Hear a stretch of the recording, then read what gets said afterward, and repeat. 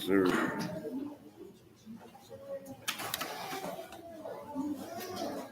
All right, y'all. We give praise, esteem, and honor to the living Elohim in the name of Yahushua HaMashiach this day. And we pick this up in John chapter 5, verse 39. Search the scriptures, for in them you think you have eternal life. And they are they which testify of me. And you not come to me that you might have life. I receive not honor from men, but I know you, that you have not the love of Elohim in you. I come in my Abba's name, and you receive me not. Of another shall come in his own name, him you will receive. How can you believe which receive honor one from another, and not the honor that comes from Elohim only? Do not think that I will accuse you to Abba. There's one that accused you, even Moses, in whom you trust. Had you believed Moses, you would have believed me, for he wrote of me. But if you believe not his writings, how should you believe my words? All esteem to Abba and Shamahim in the name of Yahushua, man. Proverbs 27:9, man. Ointment and perfume rejoice the heart, so the sweetness of a man's friend by hearty counsel. Come on, Sylvia. What it was, Ezra 6 and 7. Let the work of this house of Elohim alone. Let the governor of the Yahudim and the elders of the Yahudim build this house of Elohim in its place. Moreover, I make a decree which you shall do to the elders of these Yahudim for the building of this house of Elohim, that of the king's goods, of the tribute beyond the river, forthwith the expenses be given unto these men, that they be not hindered. And that which they have need of, both young bullocks and rams and lambs, for the burnt offerings of the Elohim of Shamahim, wheat, salt, wine, and oil, according to the appointment of priests, which are in Jerusalem, let it be given them day by day without fail. What's that? That they may offer sacrifices of sweet savors unto the Elohim of Shamahim, and pray for the life of the king. Pray for the life of the who? Of the king and of his sons. So you can't hear nothing? Oh, that might be my voice, baby. I don't know. Shoot, praise Yahuwah, Quran, man. So we were talking about perfume and ointment and hearty counsel. Shalom, Jay. It's sweetness to a man's friend. Now we were talking about friend on the Shalom, brother Marcus, man. Last night. Now we gotta see what we got to deal with, right? Shalom, brother. It's a lot of things in Proverbs 27. We'll see what we want to do, man. Because when you talk about perfume and ointment, you dig? Hold on, wait a minute. Go ahead and walk that back there to him. While I'm trying to figure out what.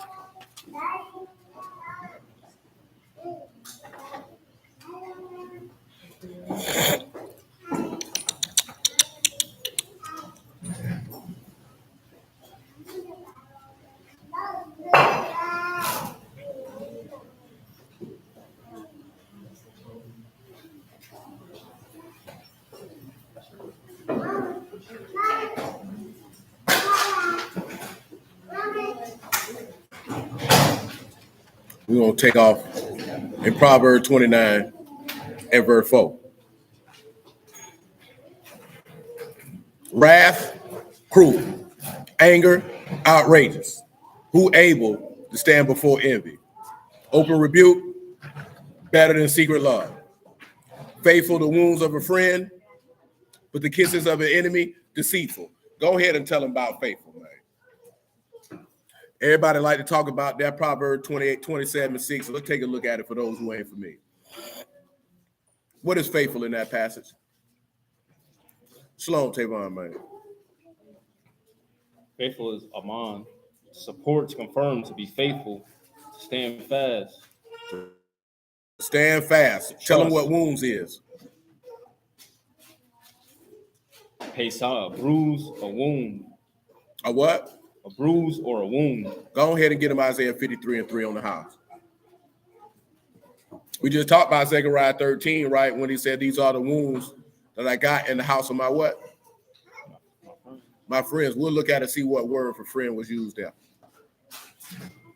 I think it was house of love there too, if my memory served me correctly. He is despised and rejected of men. You're going to have to talk a little louder than that. You're talking like you whispering sweet nothings indoors here. He is despised and rejected of men, a man of sorrows and acquainted with grief. And we hid, as it were, our faces from him. He was despised, and we esteemed him not. Surely he had borne our griefs and carried our sorrows, yet we did esteem him stricken, smitten of Elohim and afflicted. But he wounded for our transgression. He was what? Wounded for our transgression. He was wounded for your what? Transgression. For your rebellion. For our transgressions, bruised for our iniquities. He was bruised for your what? Iniquities. So he was bruised for your punishment of your sins. Tell him what bruised is there. Shalom, Brother Mike.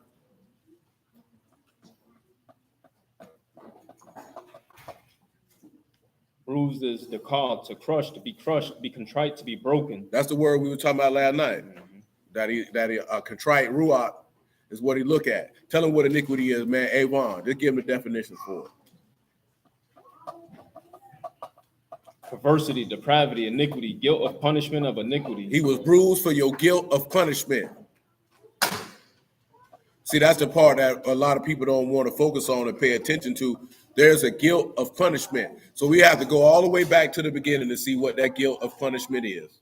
Genesis chapter 2, verse 14. Shalom, East man. In the name of the third river, Hiddekel, that is which go toward the east of Assyria, and the fourth river, Euphrates. And Yahuwah Elohim took the man and put him into the Garden of Eden to dress it and to keep it. And Yahuwah Elohim commanded the man, saying, of every tree of the garden you may freely eat, but of the tree of the knowledge of good and evil you shall not eat of it. For in the day that you eat thereof you shall surely die. You shall surely what? Die. Tell him what die mean. Muth, to die, to kill, to have one executed, to perish. To perish. Now, Matthew 15 and 20. Listen to it.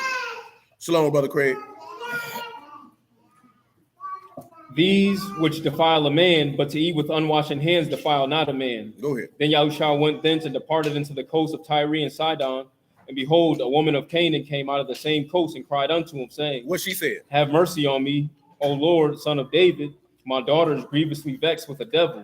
What else? But he answered her not a word, and his disciples came and besought him, saying, send her away, for she cry after us. Go ahead. But he answered and said, I am not sent, but unto the lost sheep of the house of Yasharal. Remember what lost mean? Do you know who recalls the verse where lost sheep is at and what it means? Does anybody remember? Indeed it is. Psalms 119 and 176.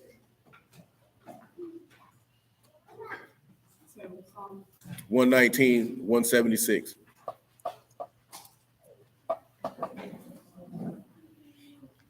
I have gone astray like a lost sheep. Seek your servant, for I do not forget your commandments. Tell them what astray and lost mean.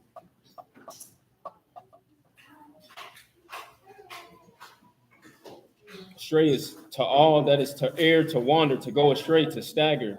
That's what Adam and Eve did in the garden. They went astray. He told them, if you go astray, you're going to die. See, that'll lead to, it's another verse in here, man.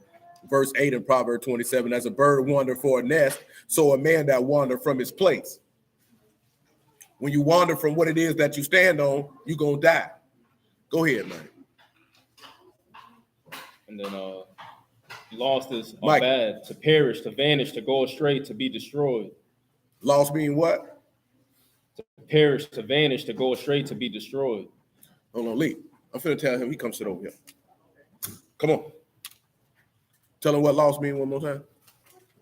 That is Michael. to perish, to vanish, to go astray, to be destroyed. To be destroyed. Well, how are you destroyed?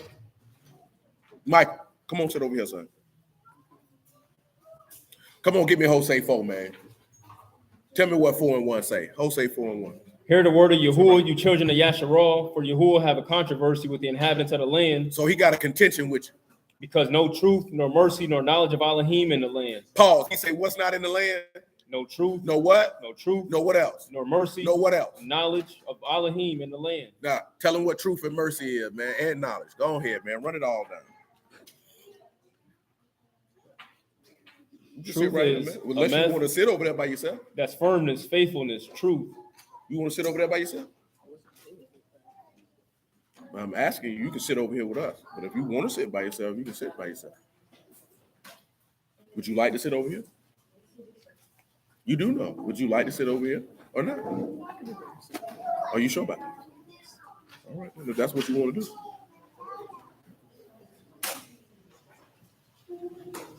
And then mercy is chesed, goodness, kindness, faithfulness.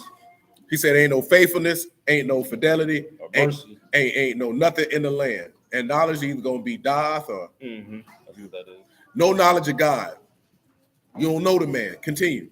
By swearing and lying and By killing, what? Swearing, lying, killing, stealing, committing adultery, they break out and blood touch blood. He said, listen again what he said they got going on. Swearing, lying, killing, stealing, You committing swearing adultery. on this man falsely. You out here telling lies. You killing people, and you sleeping with other men's wives. So blood touching blood, because everybody said it. I seen a dude post something. Yeah, it was either yesterday or whatever it was. Y'all know the passage in Deuteronomy where it talk about if you and your old man fighting. You know what I'm talking about? And the woman, grab a man in his jewels. He talking about which one of y'all going to execute that judgment. I'm like, none of you niggas can execute no judgment. Because the minute you execute judgment on somebody, judgment got to be executed on you. That's how that works. This is what it mean where there ain't no knowledge of God in the land because you don't even know the man. What's the first thing he led with? Faithfulness and mercy. That's what he want. The people ain't got none of it. Go ahead, man. Therefore shall the land mourn, and everyone that dwell therein shall languish, with the beasts of the field and with the fowls of Shamahim. Yea, the fishes of the sea also shall be taken away. Yet let no man strive nor reprove another for your people, as they that strive with the priests. Therefore shall hold on, listen to it again. Listen what he say. Yet let no man strive. Let nobody contend. Nor reprove another. Don't correct nobody. For your people, as they that strive with the priest. He say, but you gonna do it as somebody who contend with a priest. Oh, what that sound like? Hold on, I'll help you out. Malachi 2:7.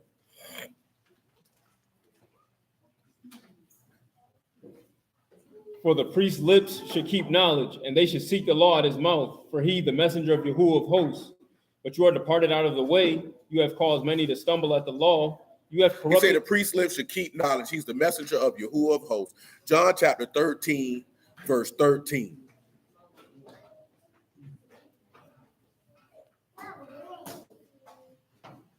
That last one was what that was we just read. Shalom, brother Renner.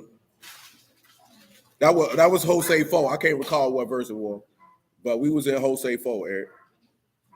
But right now we in John 13 and 13. That was probably Hosea 4 and 4 or 4 and 5. I can't think.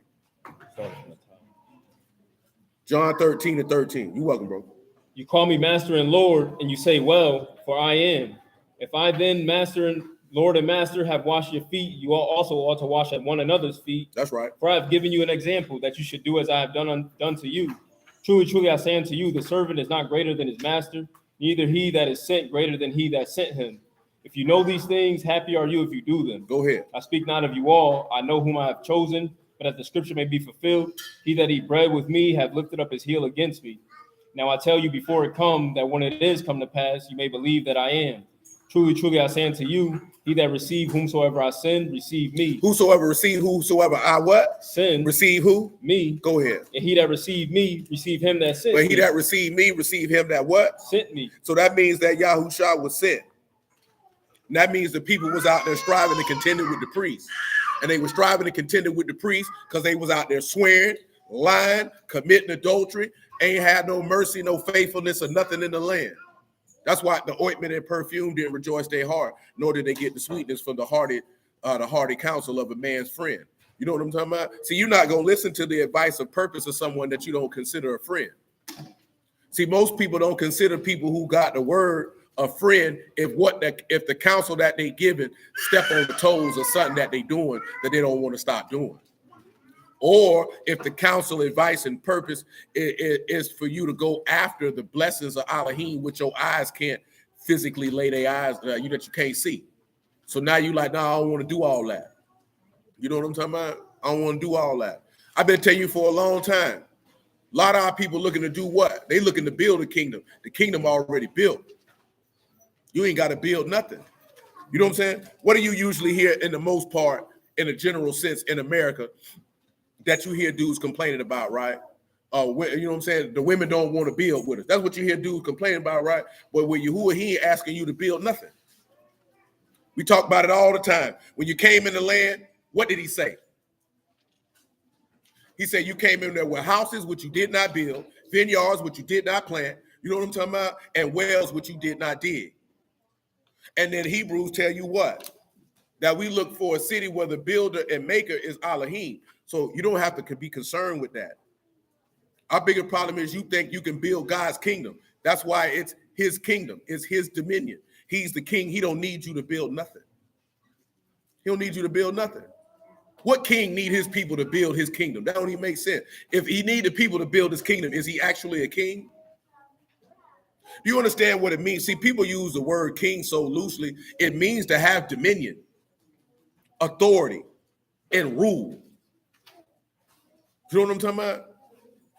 People say, I'm the king of my cow. At the end of the day, and I'm just saying this here, it's cool to acknowledge that you could be a king in a Mashiach, but that you just a humble servant in the flesh and not to walk around. Because if you ain't got control over everything in your life, you can't say that you a king. If there's any man that you got to go to that can take or inhibit or delay anything that you got going on, you're not a king, because kings don't ask for permission. You know what I'm saying? What I'm telling you? That's just the reality of a monarchy. That's the reality of kingship. Kings do not ask for permission. If you got to ask the state, can you do this on your land? You're not a king. What did Yahushua say in Matthew 17, man? Who the strangers tax? Get it for them. Matthew 17 and 24 or 20. And I'm not telling you this here to disparage it. I'm telling you so you can have perspective. To be a king is to have full dominion and rule. If you got to go register your car tag every year, you're not a king. Kings don't have to do that. That's what servants have to do. You know what I'm talking about? Kings don't pay car insurance. Kings don't pay house insurance. You know what I'm talking about? Kings don't do that. Kings don't get traffic tickets. That's not what happens. You're not a king. You don't have no dominion. You ain't got no rule. Another man can take you to jail and you got to pay him to get out and ask him to have mercy on you in his courtroom to not send you to prison. You're not a king. You a king in your own delusion, but you ain't a king in reality. Now, like I said, you could be a king in Shamahim to the day appointed, but you have to be honest with yourself. You a humble servant until that day. It is what it is, man. You ain't got to like it. But if you understand what a Malkuth is, that's dominion, rule, and authority. Go ahead, man. And Yahushua said unto them, because of your unbelief, for truly I say unto you, if you have faith as 24 then. Matthew 17, 24. And when they were come to Capernaum, they that received tribute came to Peter and said, do not your master pay tribute? He said, yes. And when he was coming to the house, Yahushua prevented him, saying, what think you, Simon? Of whom do the kings of the earth take custom or tribute? He said, to whom do the kings of the earth do what? Take custom or do tribute. What? Take custom or tribute. So don't you know when you paying taxes, you paying custom and tribute? So that means you're not a king of the earth if you got to pay another man. And we done talked about this plenty of times. It's only one way to get dominion and rule. And what's that? Through war. That's the only way you're going to get it. Because you smoking crack if you think these people just finna give you dominion and rule because you say you're an Israelite. Because guess what? What Yahuwah doing to take over his dominion and rule? What he coming to do? Don't worry. We'll read it. Revelation 19 and 11, man. See, that's the harsh reality we don't want to deal with. Didn't he tell you in Daniel 2 what he'll do to that? We'll look at that too. Before you read that, give me Daniel 2 and 37, man. Make it 34. Daniel 2 and 34.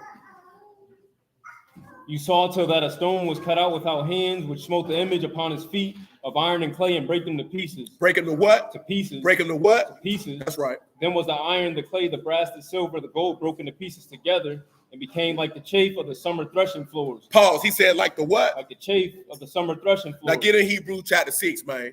Read me verse 4. Let me talk to you about that chaff on the threshing floor. Oh, that's real now. Kings definitely don't drive themselves. They got a driver. A king don't do nothing. That's why I don't understand how people think that Yahuwah is the Abba. Nah, Abba's son Yahuwah, who became Yahusha, because kings don't get off their throne, man. That's what I got servants for. We don't understand that because you don't understand what it is to have a king. The only kings you looked at from afar, and the closest thing that you know of would have been Queen Elizabeth. As far as a monarch is concerned that you are aware of. There's other monarchs in the earth, but she was the most well-known. Ain't nobody talking about King Charles because don't nobody care about him. But at the end of the day, a king or queen don't get off their throne and do nothing. That's what I got service for. You understand? Y'all remember coming to America? What James Earl Jones said about his son? My son works? What? What is this? This is insane. You know how serious it is for a monarch? That man had somebody come in and say your royal penis is clean. It's so serious you ain't even got to wash yourself. You could get somebody to wash you. Their whole life duty is to wash your groin. And they desire to do it. That's why I told you when I watched Coming to America 2, boy, I said, I can't watch this no more. Because as a king, can't nobody kick me out my bedroom. Nigga, I'm the king. Nigga, you gonna leave before I leave. I'm on the money, nigga. Well, I'm the king, boy. You know what I'm saying? But what it does is it gives you a diluted thought of kingship. You know what I'm talking about? And what that means. Now, of course, we know our book tell us that he that ruleth amongst men must be just. You know what I'm talking about? But that's another conversation for another day. But when you a king, you don't answer to nobody. Yahushua got kingship from his father. That's the only person who he answered to because he got greater power. Because it's just like what he said with Pharaoh and Joseph. Only enthroned am I greater than you. Because where did Joseph sit? At his right hand, which means he was a king also. It's not that hard to figure out. Come on, man. For impossible for those who were once enlightened and have tasted of the Shamahim, the gift of Shamahim, and were made partakers of the Ruach HaKadosh, and have tasted the good word of Elohim and the powers of the world to come, if they shall fall away, to renew them again unto repentance. They're going to put this man to a what? Seeing they crucified to themselves the son of Elohim afresh, and put to an open shame. For the earth which did drink in the rain that come off upon it, and bring forth herbs, meat for them whom it is dressed, receive blessing from Elohim. But what? But that which bear thorns and briars is what? And near unto cursing, it's to be burned. That's what happened to the chaff, man. That's what happened to the thorns. It'll tell you that in Psalm 21. Get it for verse 8, just so they can see it.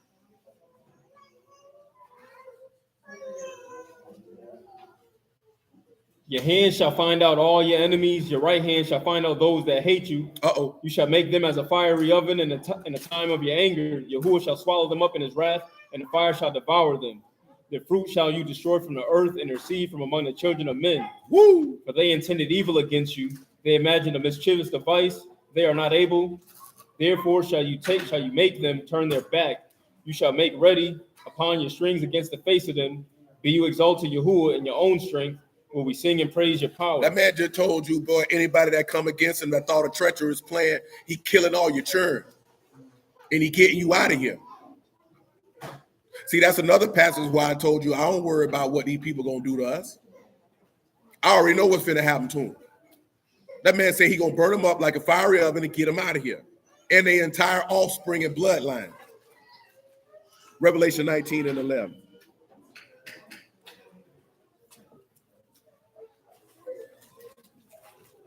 And I saw Shamahim open, and behold, a white horse, and he that sat upon him called Faithful and True, and in righteousness he do judge and make war. His eyes is a flame of fire, and on his head many crowns, and he had a name written that no man knew but he himself. And he clothed with a vesture dipped in blood, and his name is called the Word of Elohim. And the armies of Shamahim followed him upon white horses, clothed in fine linen, white and clean.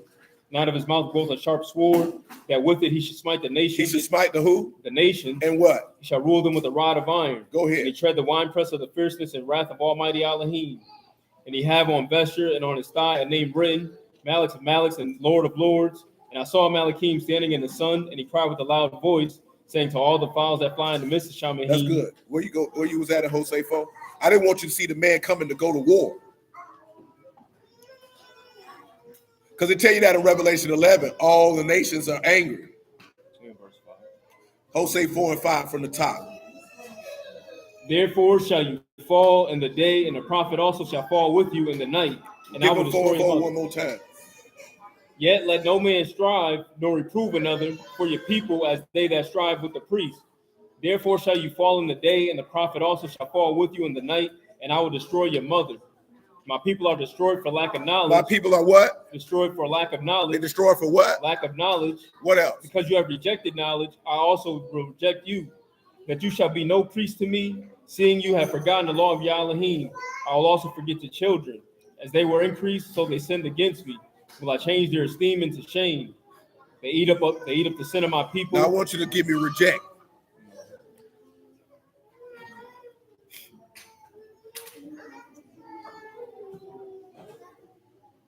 Ma'as, to reject, to despise, to refuse.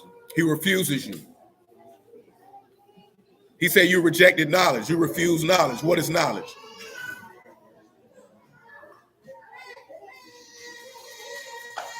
That's Doth again. That's Doth. That's the knowledge of Elohim.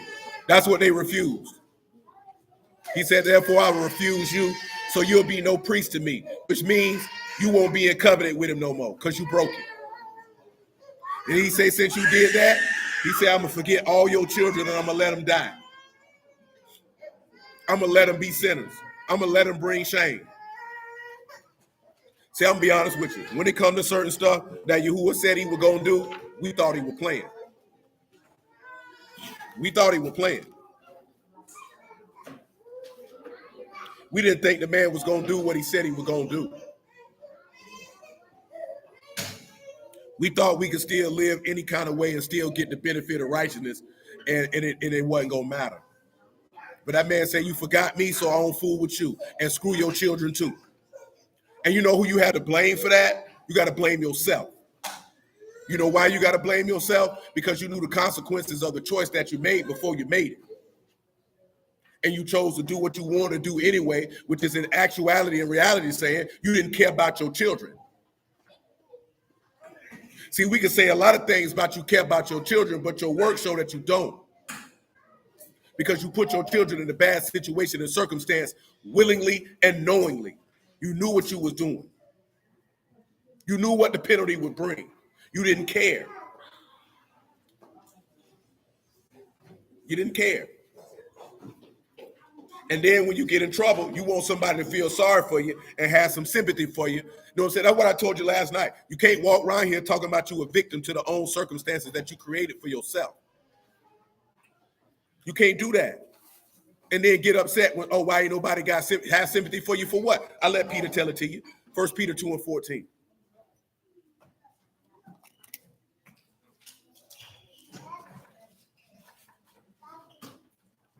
Or unto governors and unto them that are sent by him for the punishment of evildoers and for the praise of them that do well. For so is the will of Elohim, that with well-doing you may put to silence the ignorance of foolish men. With well-doing you might do what? Put to silence the ignorance of foolish men. What else? As free and not using liberty for a cloak of maliciousness, but as the servants of Elohim. Honor all, love the brotherhood, fear Elohim, honor the king. Servants subject to masters with all fear, not only to the good and gentle, but also to the froward. For this thankworthy, if a man for conscience toward Elohim endure grief. He say this is thankworthy if a man for conscience endure grief, suffering what? Wrongfully. Then what will happen? For what esteem if when you be buffeted for your faults? What honor are you going to get when you get bust upside your head when you wrong? You shall take it patiently. But if when you do well and suffer, you take it patiently, this is acceptable with Elohim. So God don't care nothing about you taking punishment patiently, because you shouldn't be getting punished in the first place. See, that's our biggest problem. You want sympathy for bad behavior and the consequences that come from it. You want somebody to look at you and say, I know you sold drugs and went to prison. I should feel sorry for you. I know you was around here having reckless sex with all these women and you got 8 kids from 8 different women and you going through all that with these women. Feel sorry for me. I know you got 5 kids from 5 different dudes. You should feel sorry for me. No, I'm not going to feel sorry for you. You're paying for the consequences for the choices and decisions that you chose to make. What it is? That Proverb 29:10, man? No, it ain't 29:10. I can't remember the proverb, the way it's at specifically. But you know what it tell you? The way it transgresses is what? Hard. When you choose to rebel, your life is going to be difficult. That's just the bottom line. Sin is a reproach to any people. When you choose to engage in dishonorable activity, you're going to get dishonorable consequences in return. You know what I'm talking about? And you can't sit around and complain and say, feel sorry for me. Because you should have weighed that out before you did it. So you got to be man enough to take what come along with that. I told you when I went to prison, I ain't cried nan time. I ain't say the white man got me here, none of that. Nigga, I knew what I was doing. I knew what came along with it. Now the bid come, I'm gonna do the bid, I'm gonna come home. You can't get in it, you can't get in the consequence and then cry about the consequence when you was enjoying the benefit of wrongdoing at the time. That shows an unbalanced equity in your own mind. You know what I'm talking about? That you really got an unjust weight and an unjust balance in your heart because you feel like you shouldn't take the penalty of unrighteousness, but you should get the rewards of unrighteousness and sympathy for of being punished for unrighteousness. Ain't that what he told you in Lamentations? Why do a living man complain for the punishment of his sins? Ain't that what it said? Let's go look at it. Lamentations chapter 3, man, verse 41. It might be chapter 2, but I think it's 3. Tell me what 3 and 41 say. Let us lift up our heart with hands unto Elohim and Back it up to Shamahim. 39. Wherefore do a living man complain? There it is. A man for the punishment of his sins? Let us search and try our ways. He said, why do a living man do what? Complain. A man for the punishment of his sins. Why do a living man do what? Complain. For the what? For the punishment of his sins. And what was Yahushua doing? Was he complaining? Tell him what complain means. Y'all don't realize Yahushua's complaint was a complaint of every man because he was suffering and he ain't even commit no sin. That's a complain, a murmur. A murmur. What did he say? My Elohim, why have you forsaken me? Go ahead.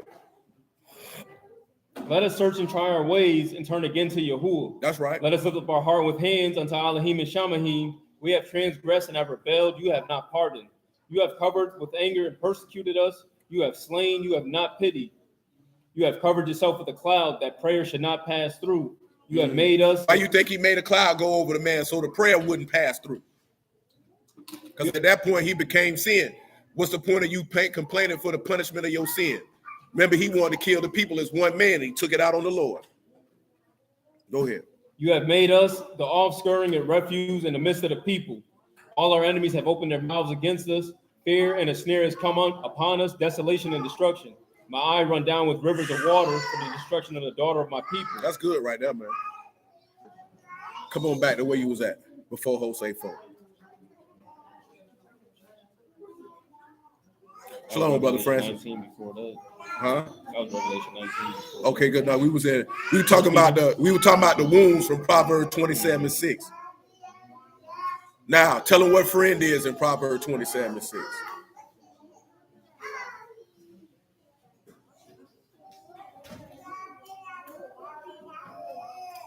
Friend is a hob. Love. Faithful the wounds of love.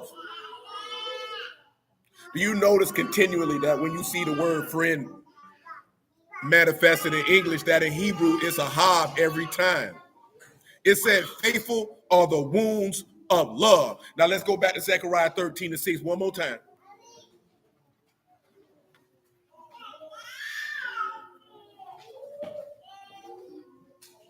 And shall say unto him, with these wounds in your hands. Then he shall answer, with which I was wounded in the house of my friends. Tell them what friends is again for the people who didn't hear it the first time. We did it.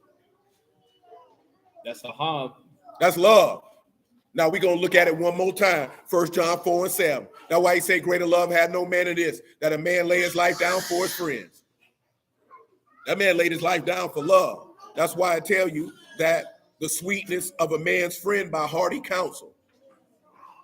Hearty is Nephash. That's counsel from the soul. That's purpose from God. It don't get no bigger than that. 1 John chapter 4, verse 7. Beloved, let us love one another, for love is of Elohim, and everyone that loves is born of Elohim and know Elohim. So when you look at faithful are the wounds of love, this ain't got nothing to do with you always correcting somebody. It's got to deal with the aspect that this man was faithful because of his love to be wounded. We can't say, oh, that's Israel, because Israel ain't been wounded for nobody. How can a sinful people be wounded? You can't be sinful and faithful at the same time. That's oxymoronic. Because if you're sinful, guess what you're not being? You ain't faithful to Elohim. And if you're faithful to Elohim, then you can't be sinful. See, we want it to be a little gray area, but with Yahuwah, everything is black and white. What he told you in Revelation, he would rather you be what? Hot or cold than lukewarm, because since you're lukewarm, I'm going to spit you out my mouth. Now, I don't know. You like tea? Yeah, I don't drink tea. Muffin, you like tea? You like your tea cold or hot? You like tea, Muffin, man?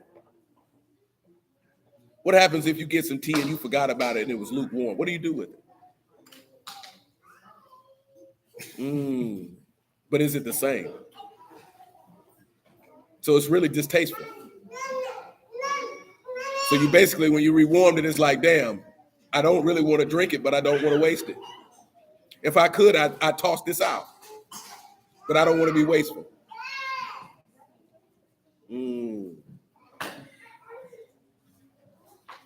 That's right. Like when he said he has not beheld iniquity in Yasharal, he would talk about Mashiach. Because he will hold plenty sin in us. You like coffee, don't you? You like your coffee hot or cold? Do you like it lukewarm? What do you do with your coffee if you forgot about it and it become lukewarm? Huh? Oh, so you do the same, but is it the same? I don't know because I don't drink these beverages. I didn't know there was a difference. No, I don't like roasted beans.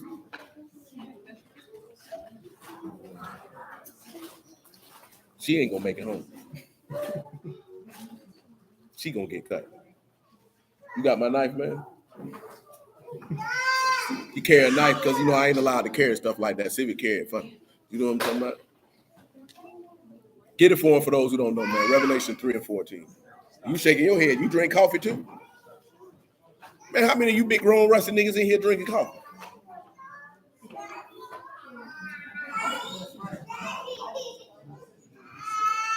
That's why some of you niggas stopped growing. You've been drinking coffee since you were 9.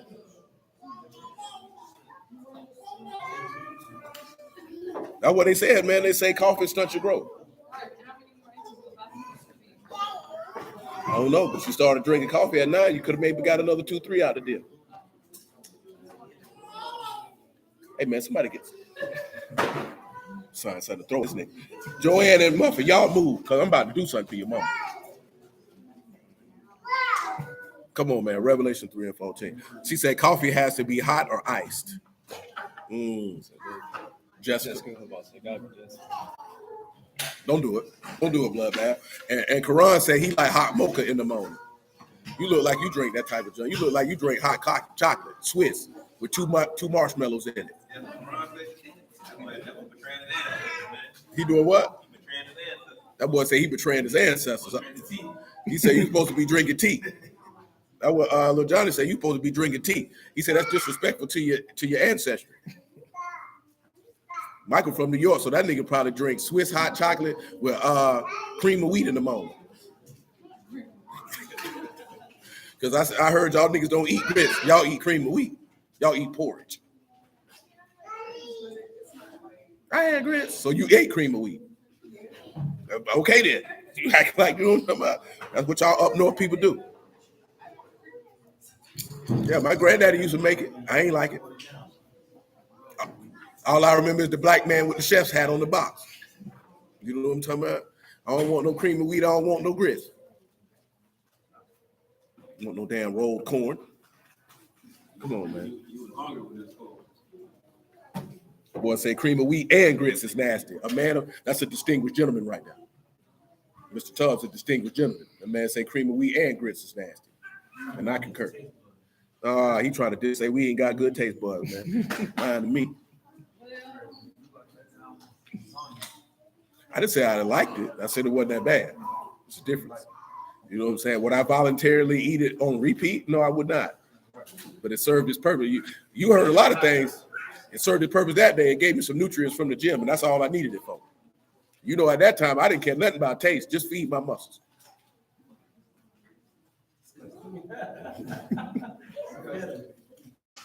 That's all I care about. I ain't care nothing about no taste. Look at Sean. Cream of wheat smack, though. That would be for a nigga who a chef. I couldn't read all the time. Little Johnny look like he like steel cut oatmeal. So I get muscles from this. Don't live no waste.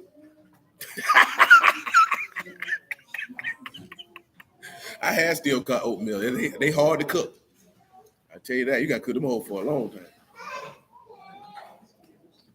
Yeah, if you want them how you want them. Yeah, you know what I'm saying? You ain't got no real steel cut. You got cream of wheat. Not cream of wheat. What that nigga name is? What's the Quaker. Quaker? You know who that? You know who that is too? That's a weird dude, man. Quaker. Y'all know about the Quakers? Nah, but it's from a dude. His name was Quaker, and then the people. Man, be honest with you, right? A lot of them white folks, man, that came over here dealing with Christianity, man, they was really trying to do something different than what the Catholic Church was doing. You know what I'm talking about? So I mean, the Quakers are like really strict. You know what I'm saying? Like they up there in Pennsylvania. You know what I'm talking about? That's really where they really located at. You know what I'm talking about? Yeah. They were killing a lot of witches. They wasn't on none of that. You know what I'm talking about? And like what we're talking about, like when you deal with Protestants, them niggas was like, hey man, we gonna deal with what the book say. You know what I'm talking about? And then you got the Amish, they were like, hey man, we going out here and we finna be like in. No electricity type deal. Yeah.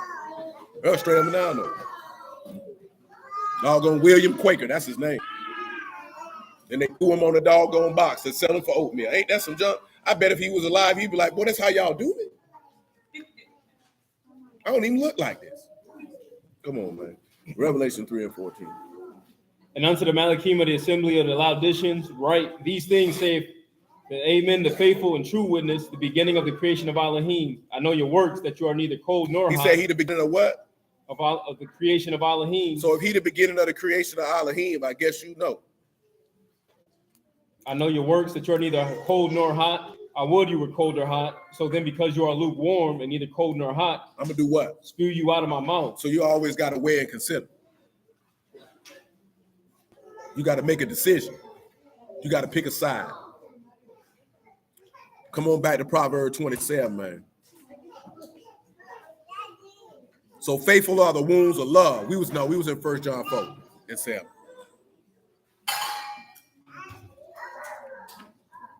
Now we reference right to Psalms 119 when he said he wasn't nothing but sent to the lost sheep of the house of Yasharal because they were destroyed.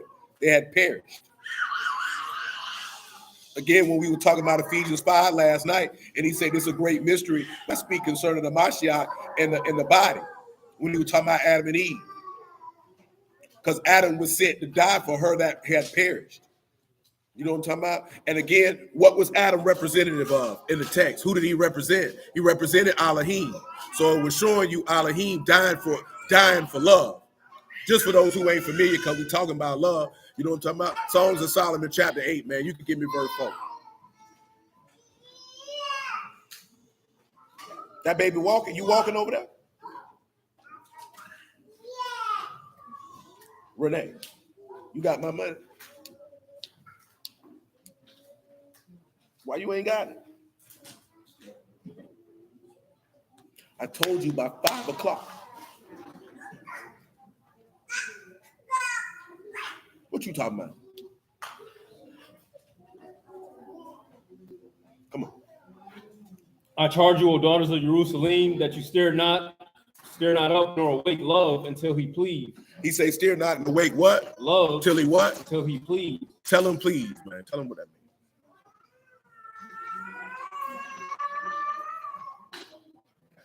Fates to delight, take pleasure, and to desire to be pleased with. Do not awake love until he's what? Till he please. He say, I charge daughters of Jerusalem that you stir not up nor awake love until he delights. So what you looking to get done, he gonna do it. You can't stir it up. Listen to verse 5. Who is this that come up from the wilderness, leaning upon her beloved? I raised you up under the apple tree. There your mother brought you forth. There she brought you forth, bear you. Set me as a seal upon your heart, as a seal upon your arm, for love, strong as death, jealousy, cruel as the grave, the coals thereof, coals of fire, a most vehement flame. Pause. Now he says, set me as a seal on your heart, right? Mm-hmm. Y'all know that's dealing with the Ruach, right? What is seal? What is the Hebrew word for seal? Let them know. A seal, a signet ring, a seal. A seal. What the book talk about being sealed? Get Exodus 13 and 1 for the people who are unaware. And Yahuwah spake unto Moses, saying, Sanctify unto me all the firstborn, whatsoever opened the womb among the children of Yasharal, of man and of beast, it is mine. And Moses said unto the people, Remember this day in which you came out of Egypt, out of the house of bondage, for by strength of hand Yahuwah brought you out from this place. There shall no leavened bread be eaten. Go ahead. This day came you out in the month of Abib, and it shall be when Yahuwah shall bring you into the land of the Canaanites, the Hittites, and Amorites, and the Hivites, and the Jebusites, which he sware unto your fathers to give you, a land flowing with milk and honey, that you shall keep this service in this month. 7 days you shall eat unleavened bread, and in the seventh day a feast to Yahuwah. Go ahead. Unleavened bread shall be eaten 7 days. There shall no leavened bread be seen with you, neither shall there be leaven seen with you in all your quarters. And you shall show your son in that day, saying, Because of that which Yahuwah did unto me when I came forth out of Egypt, and it shall be for a sign unto you upon your hand, and for memorial between your eyes, that Yahuwah. It'll be a sign where? Upon your hand. And a what? Memorial between your eyes. Tell them what memorial means. Should be Zakar. Prone, yep. Memorial, reminder, remembrance, record. A record given between the eyes, man. We know what it's gonna be, but still. Between this vein, that's between, among, in the midst of. And then your eyes is ayin. What's some of the other definitions for ayin besides eye or see? Do any of you recall? I can't hear y'all. To know. To know, to experience. What else you got? Converging the soul. The word. So he told you need to have a memorial between your eyes, or you need to remember the word in your mind. Now, why would he tell you that? What did it say in your hand? What you got to have in your hand? Sign upon your hand. A sign. Now tell him what sign means. Sign is oath, a sign or a signal, distinguishing mark. A distinguishing mark. Now, we always hear about, the mark of the beast and all that, but y'all in here already know what that means. We don't care about the beast. We ain't talking about him. We talking about that he said to set me a seal upon your heart. He just told you to have a remembrance of him in between your eyes, in your mind. You should be remembering his word. You should be recalling his word. What did we read in Malachi 3:17 the other day? That a book of remembrance was written upon all those who thought upon the name of Yahuwah, who feared his name. You know what I'm talking about? And he said he would spare him as a man spares jewels. Well, he said he would spare him as a man spares his own son that served him. That's right. Come on back, man. Where you was at? No, we was at 40. Use Songs of Solomon. Nah, we dealing with the setting sealers upon the ark. He said, love strong as death. You know what love is? That's a hard. But give him strong death. Death gonna be Maveh again, but strong is fine.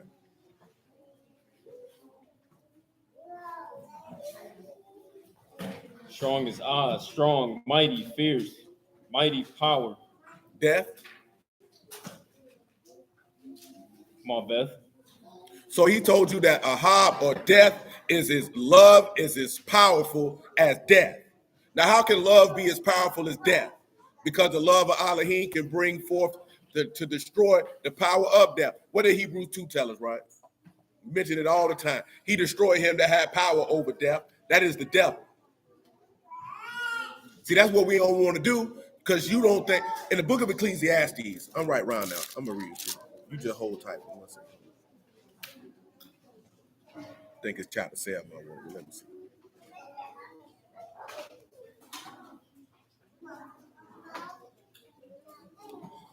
Ecclesiastes 8:8, right? He said, there no man that have power over the Ruach to retain the Ruach, neither power in the day of death, and no discharge in war, neither shall wickedness deliver those that are given to it. You ain't got no power to keep your life. And you ain't got no power in the discharge in that day of battle. And you don't realize how much you need your maker. And John, get it for him, man. Matthew 16 and 19. It's not Matthew 16 and 19. It's Matthew 16 and 24. Then said Yahushua to his disciples, if any will come after me, let him deny himself and take up his cross and follow me. That's right. Whosoever will save his life shall lose it. Shall lose it. Whosoever will lose his life for my sake shall find it. That's right. For what is a man profit if he shall gain the whole world and lose his own soul? What you gonna gain from that? Or what shall a man give in exchange for his soul? What you gonna give? Because you ain't got no power in the day of that discharge. For the Son of Man shall That's come. good. You ain't got no power in that day. What are you gonna be able to do? Now let's look at the next thing, man. That man say, jealousy, cruel as the grave.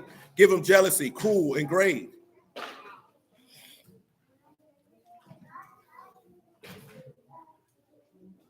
That's right, man. It's gonna be weeping and gnashing of teeth. Jealousy is kana, that's ardor, zeal, or jealousy. What up? Cruel is cauche, hard, cruel, severe, obstinate, hard, or difficult. Now remember, we read earlier that wrath is cruel, anger outrageous, but who can stand before envy? He say jealousy is cruel as the what? Grave, that's Sheol. So this man just told you that jealousy is what was cruel again, man? I just forgot that. That's hard, cruel, or severe. It's severe. The jealousy is severe as the grave. Why did he say the men brought Yahushua to Pilate? What did Pilate say why he knew they brought him? That's why he say wrath is cruel. It's severe. It's harsh. Jealousy is cruel as the grave. When an individual that jealous and that envious, boy, they'll kill you, man. They'll take you out of here with no problem. That's part of the reason why your law tell you not to do what in that regard. To not covet. Let's take a look at it. Exodus 20 and 11. Well, you know how we know that? Because of that covenant, that led David to kill Uriah the Hittite. Because he was coveting his neighbor's wife when he seen her butt naked washing herself. And that wrath was cruel. Now you're getting jealous, you want it wife. It's as cruel as the grave. You'll take him right on down there. That jealousy is why Absalom was willing to try to kill his dad. You know what I'm saying? That jealousy is why Saul was doing what he was doing. And the envy. You know what I'm talking about? And matter of fact, he said who can stand before envy. And you notice David ain't trying to stand before Saul nan time because he already knew what was going on. You can't deal with nobody who envious of you, man, they'll kill you. You know, jealousy and envy is different. You know what I'm talking about? But they're the same at the same time. Because jealousy, you know what I'm talking about? You just upset. See, envy, you want what they got, and you willing to take it. Just like he said, when Cain killed Abel. You know what I'm talking about? See, when you got envy, you willing to take it. You only get envy when you're coveting. What it is, man? Exodus 20 and 11. 17. Exodus 20 and 17.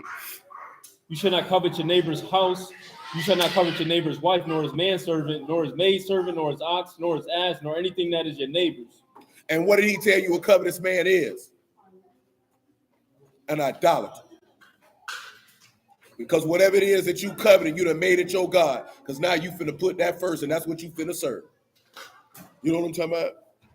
And all the love that's supposed to be for Elohim is going to be for whatever it is you coveting after. Come on back to Songs of Solomon 8 and 6. He said a most vehement flame. We in Songs of Solomon 8 and 7. Many waters cannot quench love. Many waters can't what? Quench love. Neither can what? The floods drown it. If a man would give all the substance of his house for love, it would utterly be contemned. Tell him what substance means. And this mainly for anybody who ain't never heard us discuss this before. That's home, wealth, riches, substance. It said home and what else? Wealth, riches, and substance. So you don't realize for love that Adam literally gave up his home for love?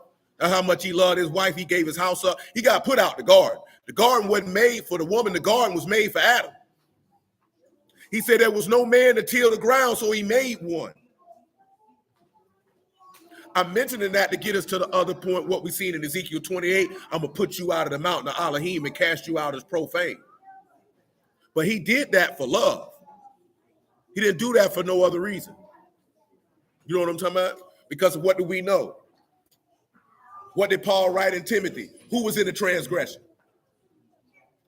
It said Eve was. You know what I'm talking about? And who was deceived? It said Eve was. Adam wasn't deceived. That means he willfully and wantonly laid his life down. As we see, was Yahushua ever deceived with sin? Did Yahushua ever rebel? Did he not choose to lay his life down? So when you see faithful are the wounds of love, and these are the wounds that I got in the house of love, you can see that Elohim is love because Adam is representative of Elohim, and he showed forth the love of Elohim. You know what I'm talking about? Because what they say in Romans, right? A man wouldn't dare lay his life down for nobody, much less even a righteous man. He was willing to do it, and he gave up his substance to do it. Tell him what utterly contempt means, man.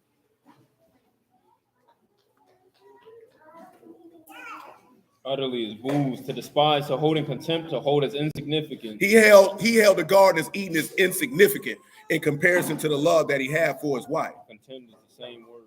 You know what I'm talking about? So when you look at Elohim so loved the world, he gave his only begotten son, you can turn around and you can see the same thing because Adam was the only begotten of Yahuwah. We talked about that before. Well, Yahuwah ain't begot nobody else. Just like Yahushua is the beginning of the creation of Elohim, guess what Adam is?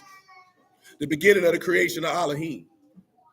And we done talked about before, Adam is the only flesh and blood man that can say he was born of God. Everybody else was born of a man's seed. You know what I'm talking about? That's why it'd be hard for people to understand Mary getting pregnant without having sex, because he got to be like the first Adam and be born without the need of a man's seed. You know what I'm talking about? Now the difference was Adam didn't come out of woman's vagina, he came out of the earth. But we know that Hebrew word for ground is atomized, feminine, is the same thing. Virgin soil. It had never been tilled. Nobody ever touched it. Do you know what I'm talking about? Because we already know our law say, man, you can't put no doggone tool on it unless it be defiled. Elohim can't come through no polluted womb. And see, it's not that it's polluted because she horn around. It's polluted because once you release semen, that woman is unclean. Because the semen is unclean. Because bodily fluid is unclean. So how Elohim gonna come through an unclean womb? That don't even make sense. That's why I try to show you that when a woman having her menstrual cycle, because it's showing you how man's heart trying to purge out its uncleanliness, but it can't continually do it. So it has a cycle where it do it, and then you just go back to what you've been doing. But you don't realize that the woman's womb stop pushing out the uncleanliness until what get put in it? Seed get put in it. Man's heart get clean once seed get put in it. But it's got to be the word of Elohim. You know what I'm talking about? It all tied to the same thing, man. Like I say, man, once you get out your flesh and get out your emotions and just pay attention to what the man's saying, then you'll see that. You know what I'm saying? I done told y'all a long time ago, man, I've been seeing the male-female gender war dynamic, quote unquote, since the 1980s. You know what I'm talking about? Been seeing it. Definitely used to see TV shows where they'll be like God is a woman and all this other type of stuff. They've been doing this stuff. It's just more prevalent now to most of y'all because of the fact that you're old enough to be interacting with the opposite sex as an adult. But you don't realize that it's to drive a wedge between individuals and to cease you from actually serving Elohim in righteousness according to his will. I told you before, ain't no need to get upset about no man or no woman if they not who they say they are, if they not what you want. They just not the person for you. Move on. And if you spend an inordinate amount of time with a scallywag or a no good nigga, then just go ahead and take accountability that I invested a quality time in places that I didn't need to be. And I need to learn better from that situation and circumstance so I don't repeat that. Because that's on me.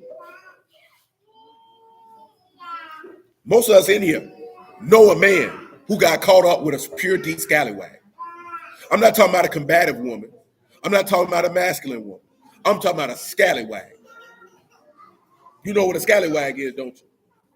A skeezer, a bopper, a harlot, a hussy. That's what we talking about. Dudes be knowing that that's the kind of woman that they got. And you see they be going crazy about it. She driving him crazy, but he knew he's supposed to left this woman alone. And he didn't do it. You know what I'm talking about? And that's how you get dudes online crying all the time. Man, one thing about it, man, male or female, man, human nature is human nature. It is what it is. It ain't nothing to point fingers about. It ain't nothing to be mad about. Women are women. They've been women since the creation of mankind, and they're going to continue to be women. Women desire what they desire, and some women gonna move how they gonna move, and that just is what it is. Don't need to be upset. Don't need to fight and cuss. It don't make sense.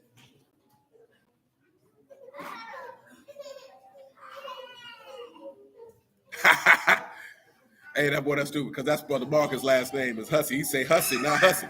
Say not with that EY on my name. That's a whole. You ever heard somebody call a woman a Hussey? That junk is hilarious.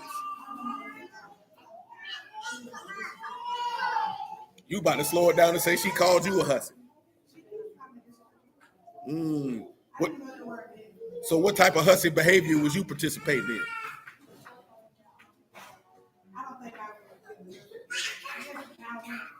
If your grandma said you was a Hussey, you was a Hussey. Probably walk around there, you know what I'm talking about, scantily clad, rude. I ain't get that chicken out, you thought. You ain't got a lot of us, baby. We know you was in that like this here. Your grandma probably used to throw pots and pans at you. I see you over there, Stephanie.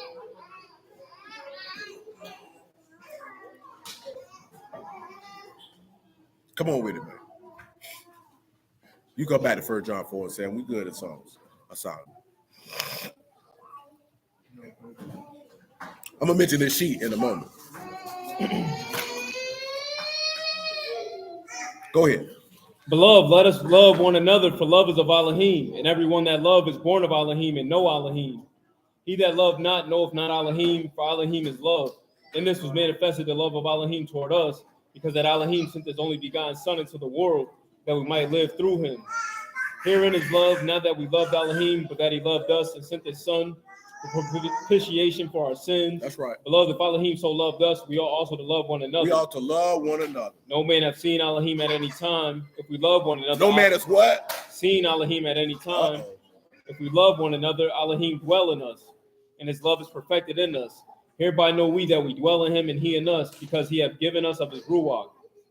And we have seen and do testify that the Abba hath sent the Son, the Savior of the world. Whosoever shall confess that Yahushua is the Son of Elohim, Elohim dwell in him and he in Elohim. And we have known and believed that the love that Elohim hath to us, Elohim is love, and he that dwell in love dwell in Elohim, and Elohim in him. Who know the characters in Ahab? Who know all the characters in Ahab?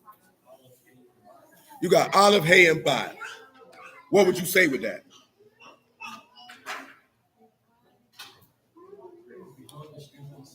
You could say, behold the strength of the sun.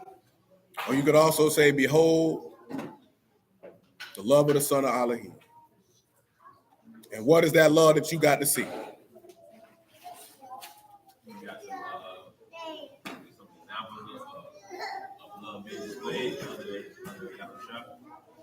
I don't know. You got some?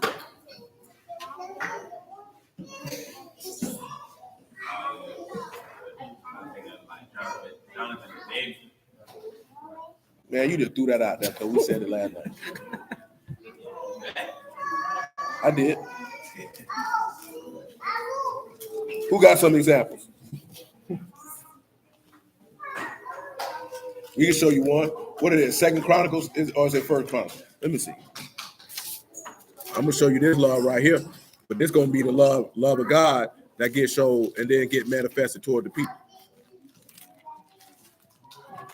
Let me see what 1 Chronicles 30 got. It might be 2 Chronicles 30. Hold on.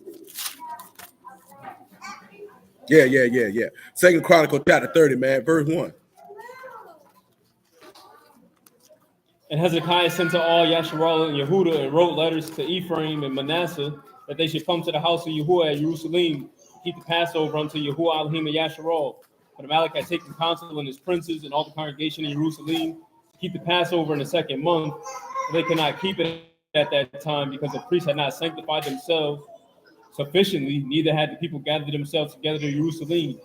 And the thing pleased Amalek and all the congregation, so they established a decree to make proclamation throughout all Yasharal, from Beersheba even to Dan, that they should come to keep the Passover unto Yahuwah Elohim with Yasharal at Jerusalem, for they had not done of a long, as it was written. So the post went with the letters from the Amalek and his princes throughout all Yasharal and Yehuda, according to all the commandment of the Amalek, saying, You children of Yasharal. Hey, y'all making too much noise, children. You children of Yasharal, turn again unto Yahuwah Elohim of Abraham, Isaac, and Yasharal. He said, turn what? Turn again unto Yahuwah Elohim of Abraham, Isaac, and Yasharal. And he will what? Return to the remnant of you that are escaped out of the hand of the malice of Assyria. And be not like your fathers. Be not like your fathers. And like your brethren. Which trespassed against Yahuwah Elohim of their fathers. Therefore gave them up to desolation. Tell them what trespass is, man.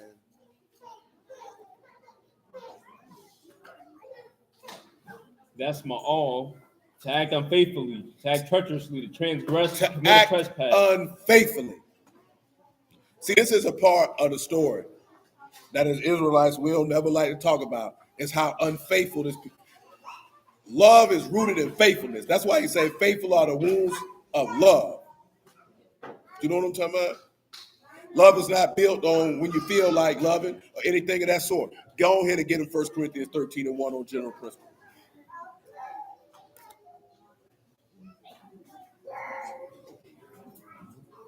Though I speak with the tongues of men and of Malachim and have not charity, I am come a sounding brass or a tinkling cymbal, and thought I have prophecy and understand all mysteries and all knowledge. And though I have all faith so that I can remove mountains and have not charity, I am nothing. And though I bestow all my goods to feed, and he said, though I give all my good to the poor, and though I give my body to be burned and have not charity, it profit me nothing. Paul, that lets you know that you could do all them things that he mentioned and still don't have no love in your heart. Because, you know, some people be like, well, if you gave to the poor, you got to have love. Some people give to the poor just to be able to, like what you seen in Luke 16. I tithe twice. I do all, get it for him, man. 16:9, Luke.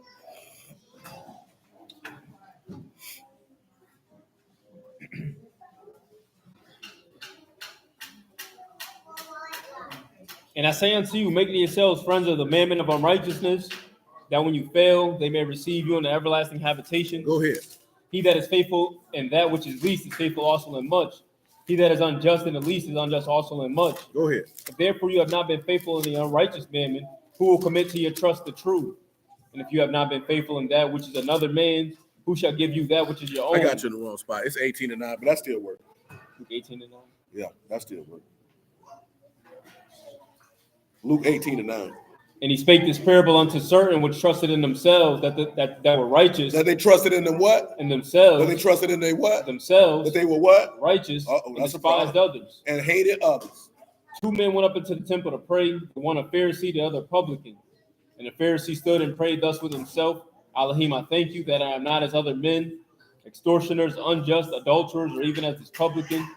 I fast twice in the week. I give tithes of all that I possess. And the publican standing afar off would not lift up so much as eyes on the Shamahim, but smote upon his breast, saying, Elohim, be merciful to me, a sinner. I tell you, this man went down to his house justified than the other. For everyone that exalt himself shall be abased, and he that humble himself shall be exalted. That's good. Now come on back to 1 Corinthians 13. How would you say like that? How would you deal with a person like that they trust in themselves, they believe they right? Pray for them kind of thing. That's just the heart that you gave them. Don't fool with them. I ain't even being funny. Like, don't fool with them. Like what it said in Matthew 15, leave them alone. They blind leaders of the blind. And if they both be blind, let them fall in the ditch. Because you ain't going to be able to do nothing with a man who caught up in his pride. Because he going to be, get him Proverbs 29:1. Because ain't nothing you can do for him. See, because you're going to end up getting in a situation like Job got in with his friends. Because this person going to try to prove. Now, not to say that Job, because what it said Job's problem was, he was seeking to justify himself and not God. Because it wasn't that Job was lying. Job wasn't doing nothing wrong. But he didn't want, he wanted the focus to be on him. Look what I'm doing. Look what I'm doing. I do this, I do that. Because he said that in one place. If I did this here, let another grind on my wife. If I engage to the pole, let this happen to me. But when it came down to it, Yahuwah didn't care about none of that. Because what he's supposed to did is they go back to what we read in 1 Peter 2. If you suffering and you ain't did nothing wrong, take it patiently. You ain't supposed to be going back and forth trying to prove nothing to them men. You know what I'm talking about? trying to prove you righteous and that you ain't did nothing wrong. So in the reverse, consequently, when you're dealing with an individual who's righteous in his own mind, which take us back to what's in Isaiah when he say, what he say? Get away from me, because that's what he telling you. That's that Isaiah. Get away from me. I'm kadashing you, but you committing sin. But you saying, but I don't do what he do. But you over here doing this. He said that's a fire that burned in his nose all the day. You can't even fool with him. The wrath of Elohim rest. That come in as a case example, like what we read with Asa. When he said the prophet came to straighten him, and he didn't want to listen to him. The prophet said, I determine you who will want to kill you, and I'm gone. You know what I'm talking about? I ain't got nothing else to say to you. Once you recognize a person is in a particular mentality, clearly Yahuwah has set to do something to you. And who am I to interfere with it? And I'm gone. You know what I'm talking about? Because you can't do it. If a person righteous in their own mind, I promise to you, it ain't a word you can utter that tell them different. You know what I'm saying? Because you better believe if you can't tell them, God ain't going to be able to tell them. Because the only thing you're going to be trying to tell them is what the words say. And if they ain't going to listen to that, you know they ain't listening to him. But see, most of us brews, we don't really believe in leaving people exactly how they are when you found them. Hey, man, that junk is what it is. But I understand. Now, of course, I'm different. So I'm not, you know what I'm saying? I'm not minimizing that. Because I can understand that could be difficult if it's mama, daddy, granddaddy, sister, auntie, you know what I'm saying? Cousin, homeboy, whatever the case may be. Hell, could be your old lady. Shoot, could be your husband. I can't tell this nigga nothing. This nigga evil as hell. But I recognized a long time ago, man, people hate God and they gonna do what they want to do. And if that's the choice and decision that you chose to make with your life, that ain't got nothing to do with me. Because I got to make sure that I take care of what I need to take care of. Because I can't do nothing for you. Because even if I could do something for you, I still can't do nothing for you because I got to make sure I do for me first. I can't save you when I ain't saved. You know what I'm talking about? See, that's another big problem that most of us got in the word. You ain't saved, you trying to save others. You ain't born again, you trying to birth somebody else. You ain't even partook of the fruit yourself. You got to make sure you get yourself right before you can be beneficial to somebody else. That's why he told you, judge not lest you be judged. That's why he would tell you that. Get yourself together, and then you can get your people right. You can't pull it out your eye, and you got toilet paper in your nose and in your butt, and then your dog going hanging out the back of your pants. You forgot it was there. It boo-boo on there. You know what I'm talking about? But you talking about, man, you need to do this and do that. And he like, nigga, do you realize there's toilet paper hanging out the back of your pants with boo-boo on it? You got a boogie in your nose. You talking about, I need to get the coal out my eye. He said, as soon as you pick out your book, you looking crazy, like you ain't never had coal in your eye. It ain't nothing but mucus. Say what? Man, give me that bottle, man. Give me one. That's yours. You drinking it. Give me a full. That's what you gonna give me. Give me a larger one, man. All right now. And it's cold too. This gonna hurt. I don't care who you record. Shoot, I'll record it for you. You got to think about that because you can't. It's natural, right? Especially, I put it to you this way, right? Most of y'all came in the word, you young. When you young, you have a certain type of zeal that when you learn some information, you like, hey, boy, y'all boy need to check this out. It don't really cross your mind that I need to take the time to develop this before what you see with most of these niggas online talking about being an entrepreneur. Most of them niggas ain't owned the business for 5 years. But they trying to tell you how to run yours. Man, your business ain't even successful yet. You know what I'm talking about? How you going like this here, man? No, that's not what you do. Because what ends up happening is you still learning and you trying to teach somebody as you learning. So that means any mistakes, pitfalls, things you can't see, things you don't know, that person is subject to that also. You know what I'm talking about? And then you don't realize that now you're going to be responsible for that. Because you try to take up more than what you was ready for. What the book tell you, Paul, let it be known. He say, when it come down to your service, let us do what? Wait for it. Now, it's a difference if you want to testify. See, teaching and testifying is two different things. See, most people don't know that. Now, one thing I done seen in my lifetime, them old black women who've been in the church a long time, see, they know how to testify. You know what I'm talking about? And when I'm talking about testify, I'm talking about they only speaking of the goodness that they know of the Lord. They're not walking around here trying to break down a whole bunch of verses to you. Let me take you through this and take you through that. All they want to tell you is, let me tell you why Yahuwah is good and you ought to fool with it. You know what I'm talking about? Most women in this generation, they don't know how to do that. And truth be told, it's because you think them older women who was in the church who did it, you think you better than them, you look down on them. So you think it's better if you teach word. But you're going to be more effective if you know how to testify, God. Don't nobody need, if you run across grown men who need to teach them the word, them ain't men. And if you feel like you need to teach other women the word, that means she ain't got effective men in her life. And it definitely means you ain't got one in your life. And if you a man and you sitting there letting your old lady teach other people, man, you need to check yourself. That woman need to be sitting down somewhere. Quran say when he first came in the word, he was trying to drop it on everybody. And I had no idea what I was talking about. Y'all have mercy. We'll say he was guilty of it also. Yeah, it's natural because when most of y'all came in the word, you were probably in your early to mid 20s. You know what I'm talking about? And when you that young and you get information, you ready to share. And then, of course, people make you believe that that's what you're supposed to do. Oh, yeah, but you're supposed to share this word. You're supposed to break this gospel down. But you ain't even took it into play. You ain't even had it be beneficial to you. So what you going to tell somebody? If this nigga got a problem beating his meat and you still beating your meat, what you going to be able to tell him? If you beating your meat and he's smoking weed, what you going to be able to tell him? And he got idols in his heart, but you got malice in yours. What you gonna be able to tell him? I know, man, we the people, and you can't eat no pork.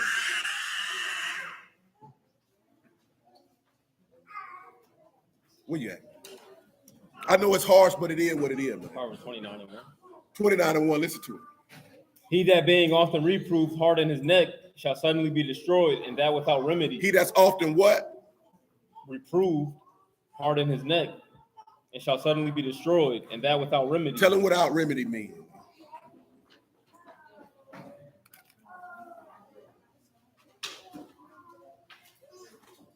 Without is ayin, that's nothing or not. And the remedy is marpe, that's health, healing, a cure. No healing, no cure. They done. And this man got to keep correcting you, he just gonna kill you. That's what happened with Saul. That's what happened with Absalom. That's what happened with Adonijah. That's what happened with Hosea, King Hosea, that is. That's what happened with King Amaziah. That's what happened with King Asa. I wish I would have been paying attention to the playlist then. I could have put all that stuff when we went through all the Chronicles of Kings in the playlist for you. But that junk 3, 4, 5, 6, 7 years ago. So I can't even tell you how you're going to dig that out the crate. It's in there somewhere, though. I can't even lie to you and tell you that we'll go back and do that again. I'm just mentioning that for those who don't know. We had a time period where we went through the Chronicles of Kings, meaning 1st, 2nd Samuel, 1st, 2nd Kings, 1st, 2nd Chronicles, about the monarchy, Malkuth, kingdom of the Maliks, and the history of Yasharal. And one thing you'll find out, what did we find out when we looked at all the history of the Maliks and Yasharal? What did we find out? We found out that in the Malkuth of Yasharal, how many righteous kings did they have? None. And out of the Malkuth of Yehuda, we might have could have counted them on one hand. You know what I'm talking about? You had Manasseh because he repented. You had Josiah. You had Jehoshaphat. You had Hezekiah. You know what I'm talking about? And you had David. You had Solomon. He had a little slip. You know what I'm talking about? But you had him nonetheless. And I can't think of nobody else. If anybody else can think of something, you could gladly share, but that's the only ones I can think of. You can think of something in Judah? You can think of something in Judah? Righteous kings. We got David, we got Solomon, we got Hezekiah, we got Jehoshaphat, we got Josiah. That's all that that's 6 men. I can't recall no more. You think so? In Judah, righteous kings. And if you talking about in the history of dominion that you only had 6 righteous kings in total, that means these people been wicked as hell. You know what I'm talking about? and that we live in this fantasy land that we was just walking around doing X, Y, Z. Of course, we talked about that time period. We looked at that because we seen how evil your people were living. We don't like to talk about it though. Hell, you look at the book of Judges, every time he raised up a judge, as soon as that man died, they buck. Come on, man. When the righteous are in authority, the people when the righteous are what? Are in authority, the people rejoice. But when the wicked bear rule, the people mourn. It's a sad deal. Come on, man. The first king of Yasharal, what was his name? Jeroboam. And he had an opportunity to be righteous, didn't he? He could have listened to the elders or he could have listened to his homeboys. And who did he listen to? Yeah, Yasharal. Jeroboam. He was wicked as hell. Wicked as hell. See, Rehoboam took after Solomon died. But Jeroboam was wicked as hell. You know, I guarantee you, man, if we was to sit down and talk with a lot of brood, man, they wouldn't even be able to tell you that the kingdom of Yasharal didn't have one righteous king. Not one. Not one. Not one.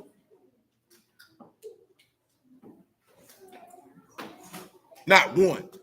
And the fact that we only got 6, do you know how long from the time of Saul till the time of what his name is? What was the last king? Zechariah. You know how long that was, bro? That's about 400 years. It's about 500 years. So you talking about in a 500 year period, you only had 6 righteous kings. Come on, man. What are we talking about? You talking about in the 4? You understand how many generations that is? That means that's wicked generation after wicked generation after wicked generation.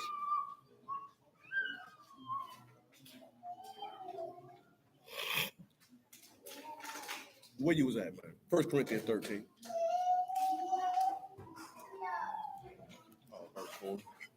1 Corinthians 13 and 4. Charity suffer long. Pause. So the first thing we want to look at is that love is long suffering. Now give me Exodus 34 and the definition of long suffering there, because I don't want the Greek definition. We're going to talk about that's what you asked for, ain't it? That's what we're going to do. No, just tell me the definition for long suffering. I just want to hear. I don't want the Greek definition. That's all right. That's long or patient, slow to anger. Patient or slow to anger. So that is an aspect of love. Is to be slow to anger. So now, who can y'all determine for yourself before I determine an individual that you can look at who was slow to anger? Civic says David. Now, of course, we know David was slow to anger in what regard? He can say Saul, but we'll turn around and look at he was slow to anger for Joab. That's an even better one. Doggone, you know the dude. Old bloody man, that's his name. Shimei. Let's take a look at him. See, we want to use Saul, that's too easy. You know what I'm talking about? Come over here to Samuel. Let's see what it is, man. I want to say it's first. I'm just trying to remember, man. It might be. I don't think it's 1 Samuel 15. I don't even remember this nigga name. Hold on.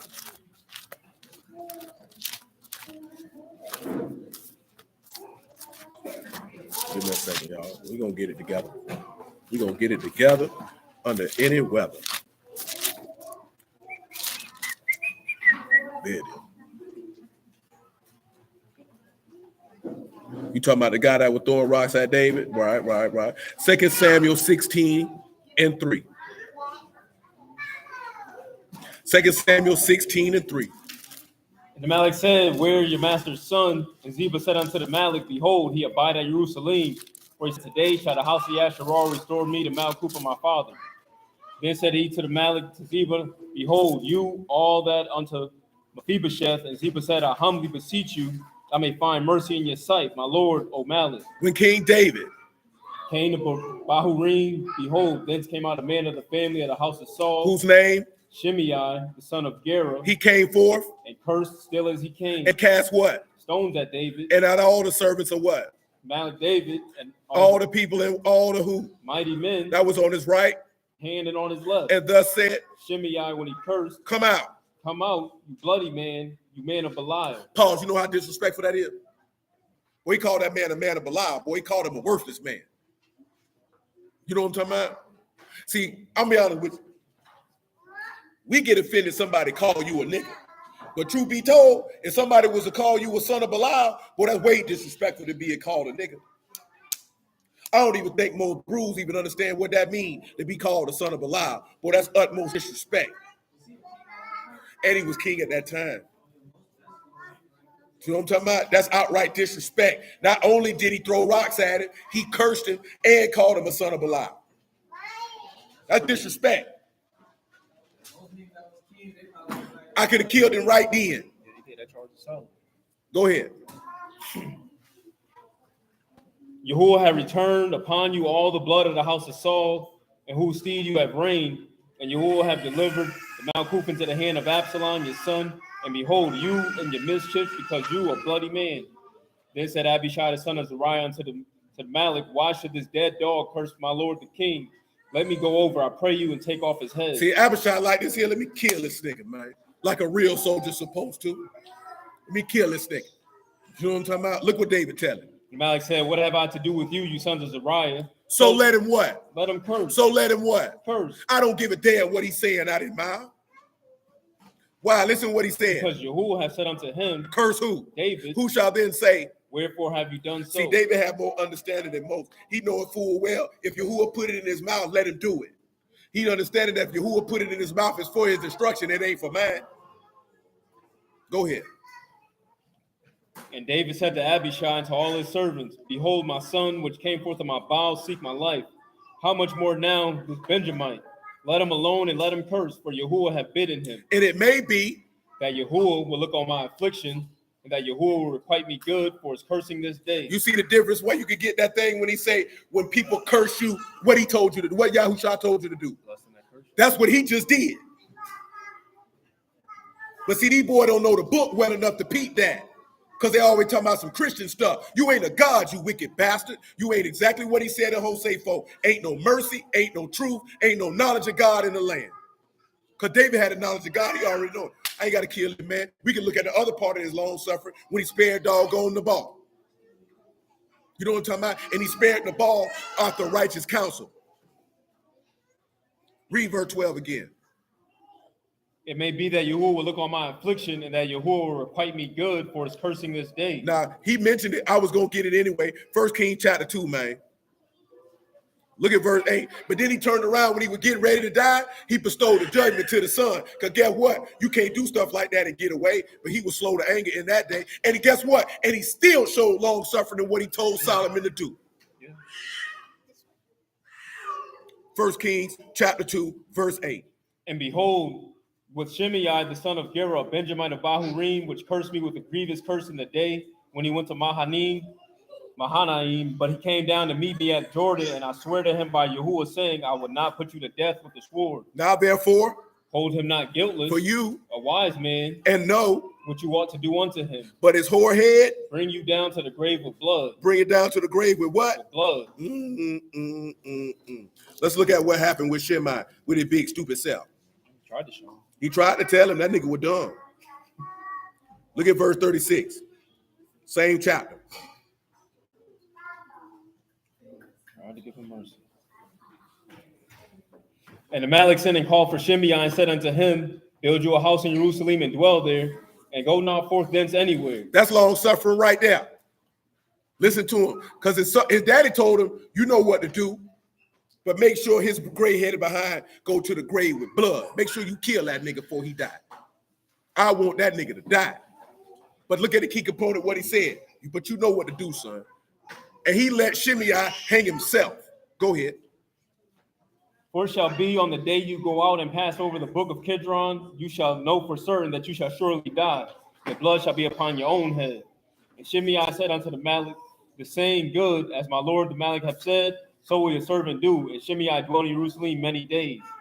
And it came to pass at the end of 3 years that two of the servants of Shimei ran away until Achish the son of Maacah, Malik of Gath, until they told Shimei, saying, Behold, your servants in Gath.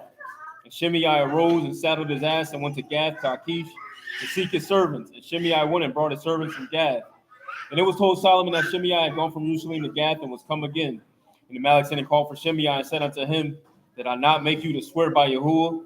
And protested unto you, saying, Know for a certain on the day you go out and walk abroad anywhere, that you shall surely die. And you did, and you said unto me, The word that I've heard is good. That man swore to Yahuwah he wasn't going to do that. Why then have you not kept the oath of Yahuwah and the commandment that I've charged you with? Notice that? And he said, why you ain't keep the king's commandment and why you ain't keep that oath? Malik said, moreover, to Shimei, you know all the wickedness which your heart is privy to. Tell him what privy means. He said, you know all the wickedness your heart privy to. That's Yada. No. You know all the wickedness your heart know. You know all the wickedness in there. That you did to David, my father. Therefore, Yahuwah shall return your wickedness upon your own head. King Solomon, Baruch, and the throne of David shall be established before Yahuwah forever. So the king commanded Benaiah, the son of Jehoiada, which went out and fell upon him that he died. And the Malkuth was established in the hand of Solomon. That's long suffering. Because they were slow to wrath. They were slow to anger. Gave him a chance. David spared him when he cursed, and then he charged Solomon what to do, and Solomon gave him mercy and long suffering, and the man still ended up taking himself out, because you know what it saying Samuel, what he told Saul, as the Proverbs say, wickedness proceed from the wicked. That's something that our people don't really be wanting to accept, whether people in the word or out the word. Wickedness proceed from the wicked. I remember years ago, man, me and Zadok were having this conversation about this here, man. And I didn't hold to that point, but I understood this point. I told y'all about that before, not this specific conversation, though. But he was talking about how the Nation of Islam is able to bring in more people than most brews because they do X, Y, Z in the neighborhood. You know what I'm talking about?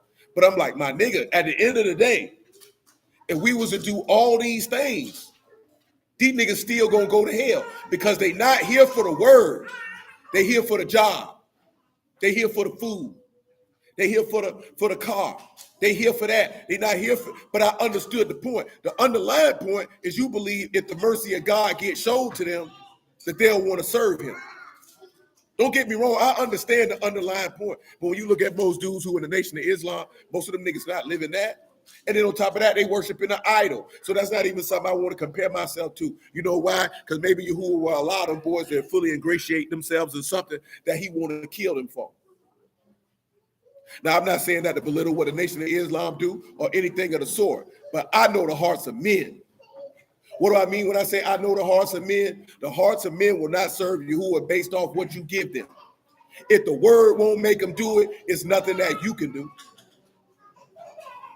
It's nothing that you can do. It's got to be the word. If it ain't the word, it ain't gonna happen. I done told you before, you can't make no rap songs, ain't no praise dancing, ain't no nothing you could do. It's strictly got to be the word.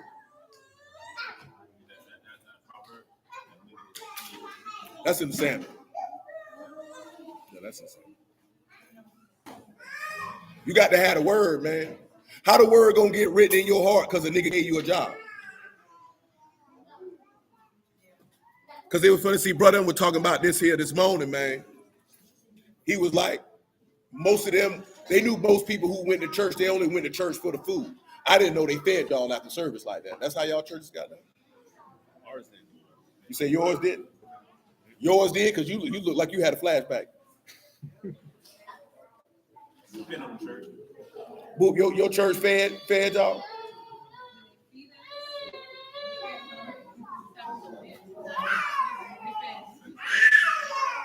You know what I'm saying? Because some of them were saying that's why they went. But see, my point was what they mentioned. You were going for the wrong reasons. So even if they was teaching correctly, it wasn't gonna matter because that's not what you were there for. See, people think it's the teaching. It's really what you're there for. If you're there to get the word, what they got going on ain't gonna matter because that's what you're there for. You know what I'm talking about? Quran says 7-day Adventist church ate good on the Sabbath gathering. And as they should, because it's a feast day. I understand. But I'm just saying, I'm just sharing what they share because y'all already know that. I don't have a church experience. You know what I'm talking about? So I can't speak to that. So that's why I asked y'all about your experience. Said you used to slide up in church, man? You used to slide up in church?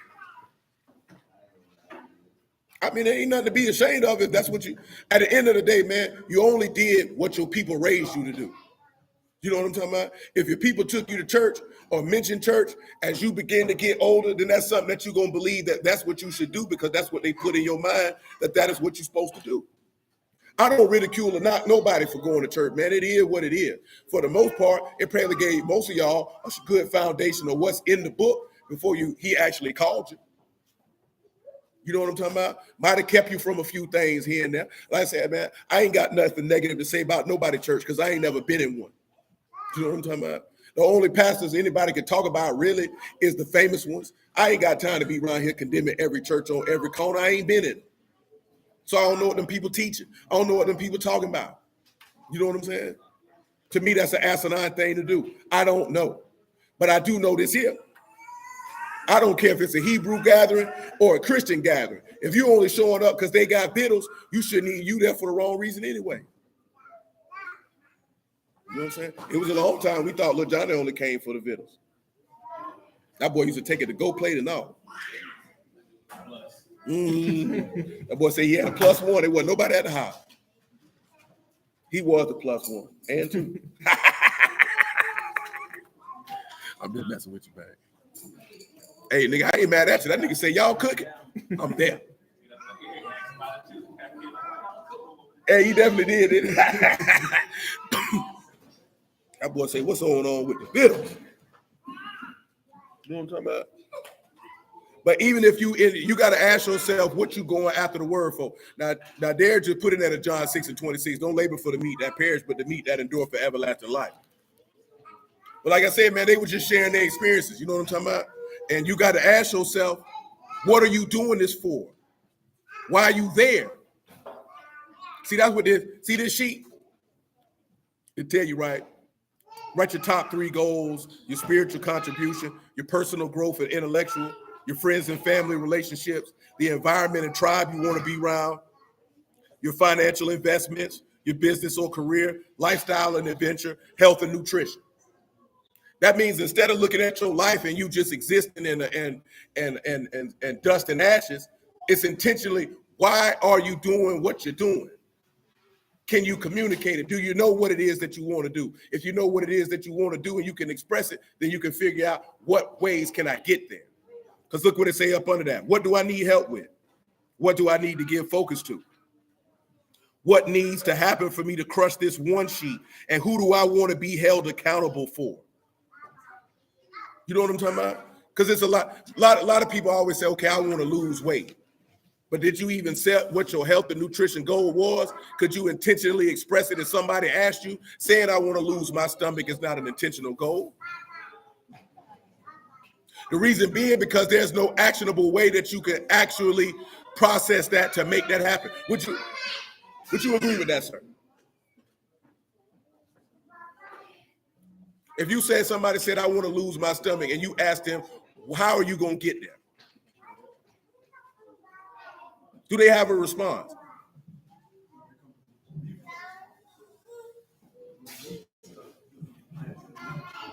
But I'm not mad if somebody say, I want to be held accountable, and you looking at it, you saying they go, I can't hold you accountable if you don't know how you're going to get there.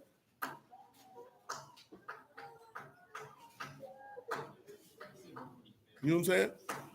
Because if you say, hey, I want to lose my stomach, I need to cut, my maintenance calories is 2,000. I need to be eating 1,300 calories every day. I can hold you accountable if you know it's 1,300 calories that you need to consume in order to lose weight. You know what I'm talking about? I need to train 3 to 4 days a week. I need to stop drinking sodas. You know what I'm talking about? Now, this ain't for none of y'all. You know why a lot of dudes don't lose no weight? Because they beat their meat too much. I'm dead serious. They lose too much testosterone. Every time you ejaculate, you lose testosterone. You need testosterone to burn fat. Because they up all night. You know what I'm talking about? Now you're blind, you can't go to sleep. You know what I'm talking about? You can't do nothing. Yes, sir.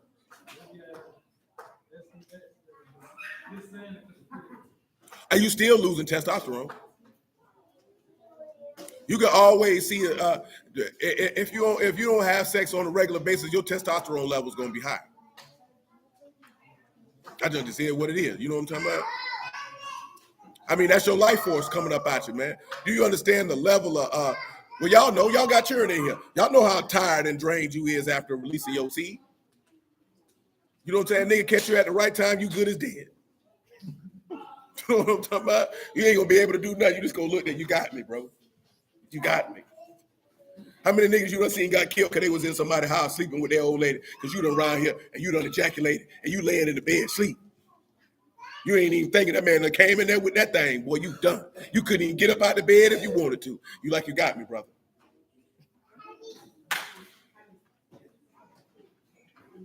No, what I'm saying is it's a lot of men who got killed when they were committing adultery with another man, woman, because you done released your seed and all your energy gone. And you just in the bed sleep, laid out. You good and gone, man. Ain't nothing you can do. I sealed my fate. Quran said I just started on a calorie controlled diet. Started hitting the gym and swimming. I lost 11 pounds in 4 weeks. I'm aiming for 2,000 calories a day. You let them know about calorie deficit for those in here who don't know what that is?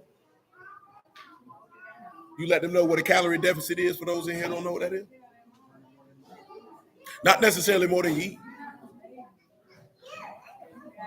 It's your maintenance calories.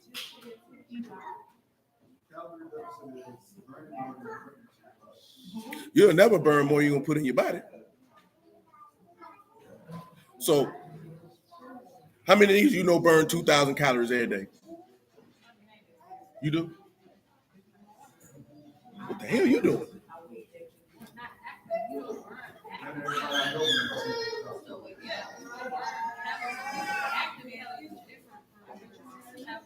Well, I'm going to tell you, you know what your maintenance calories is, right? Yeah, you eat under that, you'll lose weight. Because my maintenance calories is about 2,400. I usually eat about 1,400. Huh? It's 10% of your body weight. It's your body weight times 10.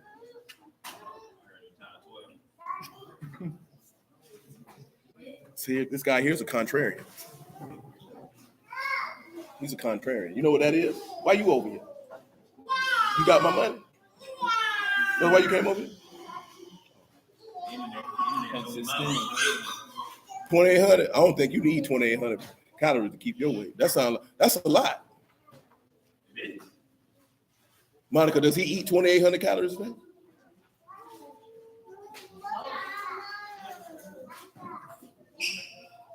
Yeah, that Quran say he swim and he a builder.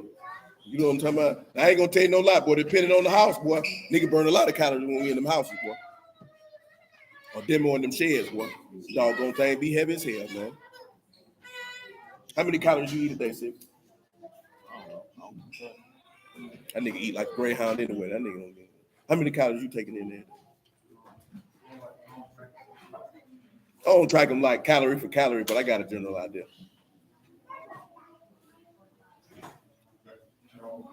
Because I may not eat nothing throughout the day, so my dinner gonna be the last thing. It is. That boy said that's a man's most vulnerable state. It is. Once you ejaculate, that is your most vulnerable state. Anything can be done to you. You know what I'm talking about? Anything. You ain't gonna be able to do nothing out of that. What you gonna, especially right after? What you gonna do? Who you gonna fight off?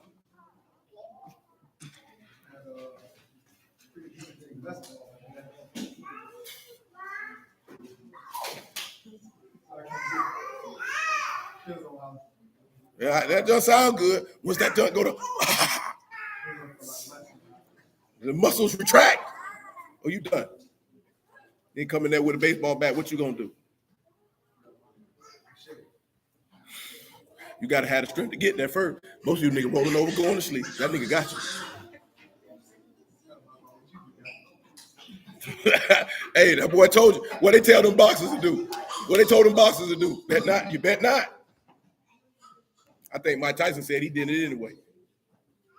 But we seen some of them videos. Mike Tyson wasn't hitting nobody. Eric said his resting by 1850. Come on with you. Now the other things though, that's your active work income, your passive income, your expenses, your taxes, your total gross income, and all that type of stuff. You know, that's for yourself. I just told Monte earlier what the website is. The website is called Personal Capital. I think it's free from what Wiley said, man. That's how you can type in to figure out what your net worth is. Truth be told, if you don't actually own any assets, then you probably don't have a net worth. You know what I'm talking about? Because your net worth is is everything you got, all your assets minus your liabilities. You know what I'm saying? So what I mean in that is most people assets, the only assets they got really is a car. You know what I'm talking about? And so unless you got investment vehicles, you ain't got no assets. When you hear most people who got assets, when they talk about their net worth, they talking about homes, businesses, all this other type of stuff that they not necessarily own. That's why you heard when they said Kanye net worth went down. Because it's not like necessarily he lost money, but he lost certain deals. It brought his net worth down. But that's where you can ask yourself where it is you want to go and how you need to get there. Now, it's a question on the back. It said, what is the one thing I can do such that by doing it, everything else will be easier or unnecessary? And then, of course, for my spiritual life, for my physical health, for my personal life, for my key relationships, for my job, for my business, for my finances. Like I said, man, Wally had on there one of his goals for the year was to drink 365 times. And he said he was only at 222, and he said he needed to step up his drinking. That was a goal that he had. He said another goal he had was for his wife, was for her to see her grandmother twice a year. Your goals are individual to you. That man liked to drink. That man said, I wanted to live. Yes. That man said, hey, I want to be able to take 365 drinks of alcohol this year. Just be 1 beer a day.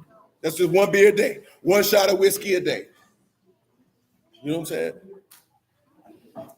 I mean, it's weird to you because you don't drink. But at the end of the day, he could have been drinking more, and he wanted to be able to regulate that I cut my drinking down.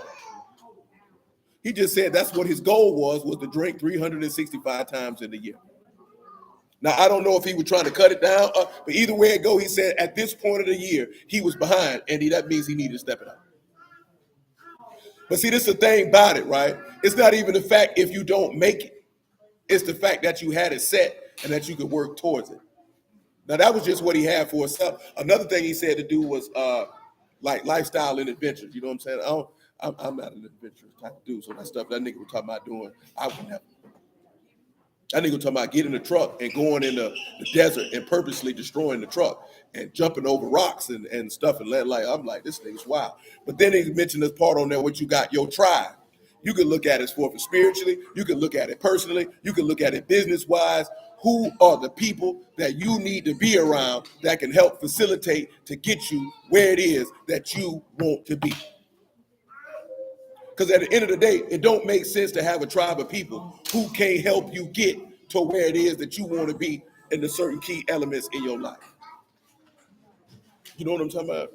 If you want to be at a certain space financially in business, then what sense does it make to hang around with your friends? That's dumb as hell because they can't get you there. If you're trying to grow spiritually, what sense would it make to have a tribe full of sinners? They can't get you there. They can't get you there. They're not going to get you there. It's incapable. So what that means is that you would have to think about who are the most knowledgeable and proficient people that you know in those particular areas and make sure that these people would be in your tribe, because everybody's a tribe if you would. Some of y'all got business tribe people that are different from the spiritual tribe people that you deal with. Some of y'all might work out with people who may not be in the word or you don't do business with, but these people are on your fitness tribe. This is who you go train with. Just using those as examples, if you would. Brother Eric say, what's called where you're writing down these accountability factors and everything? Oh, this sheet is called one sheet. Hey, shoot, text me, bro. I'll send it to you, bro.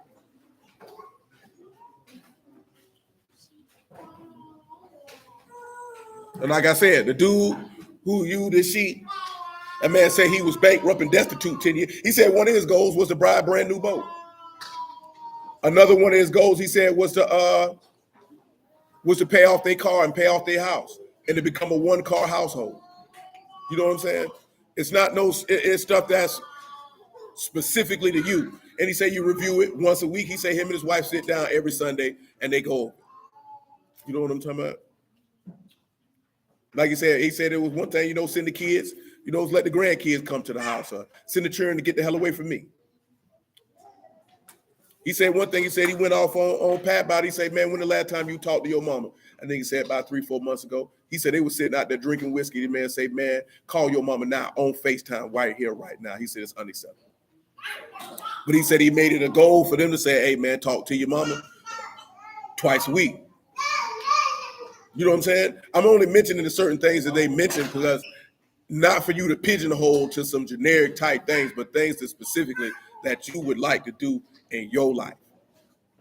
You know what I'm talking about? If it's important for you that you say you want to see your parents twice a week, then you set that on there and you try to move to go to do that. You know what I'm talking about? If that's something that's important to you. The things that you set on there are things that are important to you. And then you can set on how you're going to be able to get there and then who you can use to hold you accountable that you get there. You understand what I'm saying? Where we at, man? 1 Corinthians what? What you in, verse 4? Yeah. Read it again. Well, that baby don't like that.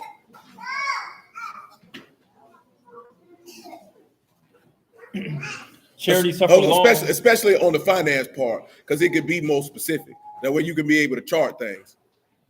You know what's coming in, be able to chart so you know what's going out. You know what I'm talking about? So that you can be able to structure things. Because at the end of the day, to be able to grow income, I'm gonna tell you something, man. Y'all know the number one way how to get rich? What you say it is? That's the number one thing is spend less. Spend less. It's really just that simple. Spend less. The less you spend, the more money you got available to invest it or to do whatever. The more money you spend, you ain't gonna never get rich. It ain't gonna happen. And anybody who got money will tell you that. If you want to get rich, spend less. You know what I'm talking about? Cut your expenses down as low as possible. Now, the passive income thing, that's another thing. That you got to figure out how you're going to pull that off on your own. Because that's how you get financially free. That's when your passive income is more than your expenses. Because if you got money that you don't got to physically work for and it pay all your bills, technically you free.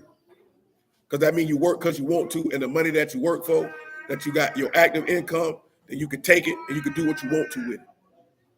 Because if you know your expenses is $4,000, you know what I'm saying, and you got $7,000 passively coming through, your bills are paid. You ain't got to worry about nothing. That means your rent's paid, your light's paid, your car, all that's paid, and you didn't have to do nothing. That means you can do what you want to do. If you ain't at that point, then you can't do what you want to do. You got to do what you got to do. I know some of y'all might be familiar with that. You know all the actors and the writers on strike.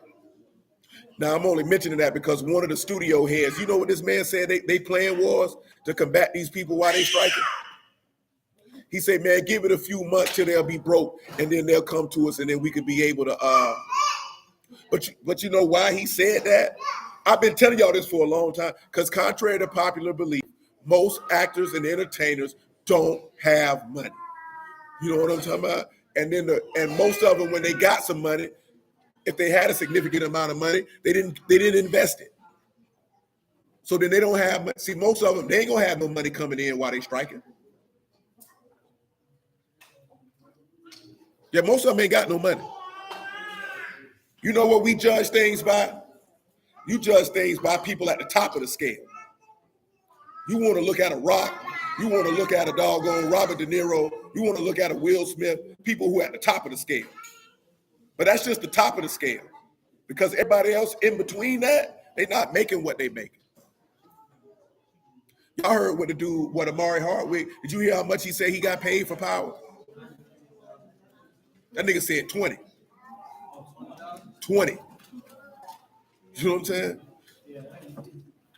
But you got to ask yourself this question: the show wasn't popular when they who gonna pay you $150,000 for a show that ain't did nothing?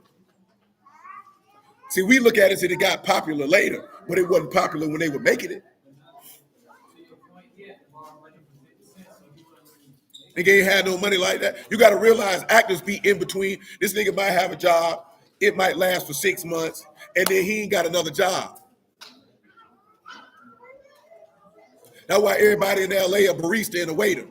But you just seen this nigga on TV last night. This nigga got a job. Who? No, I say most actors and actresses. Them niggas got regular jobs. But you might have seen them on TV in a movie the night before, and this nigga got a job. Yeah, most of them, so just mention that. Most of them don't ever stop working. Like how many actors you really say like I'm retired? It ain't a lot of them. What her name is? Tina Turner got to retire. She didn't have to make music or move around like that. Ronald Isley still out here on these streets. Touring. This nigga's 80. This nigga been in the music business since the 50s.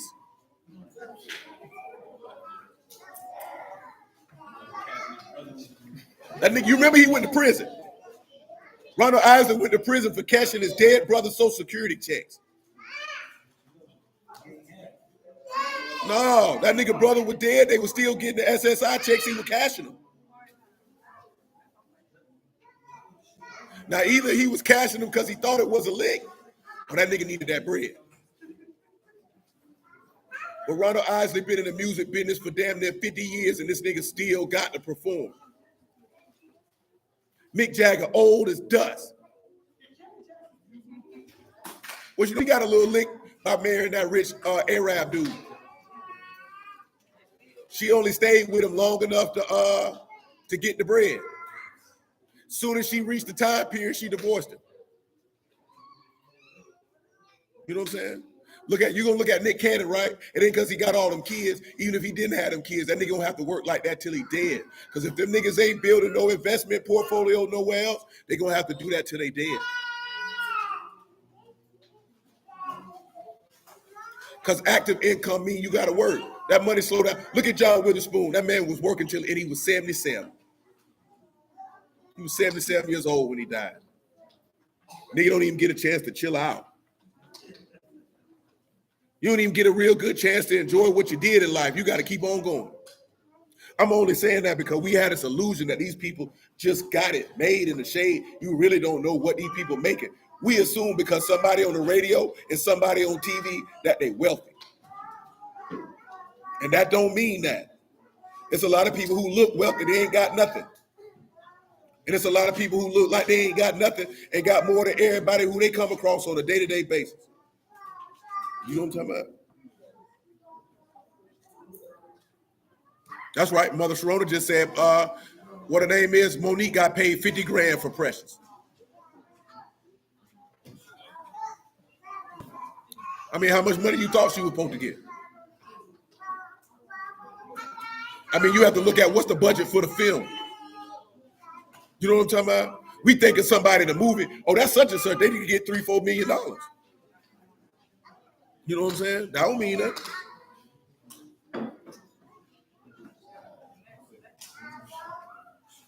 I'm only saying that because of our perception. That's all. You know what I'm saying? Our perception is you in the movie business, you should get money. Like most athletes, the top level niggas make that kind of money. By the only niggas where everybody making some money that you'll be like, dang, they making some good money at baseball. But guess what? If you got to go through the minor leagues, nigga, well, the niggas making less than the nigga who work at McDonald's. Shalom, Sister Rose. Niggas who play for the Jacksonville Suns, them niggas don't make a lot of money.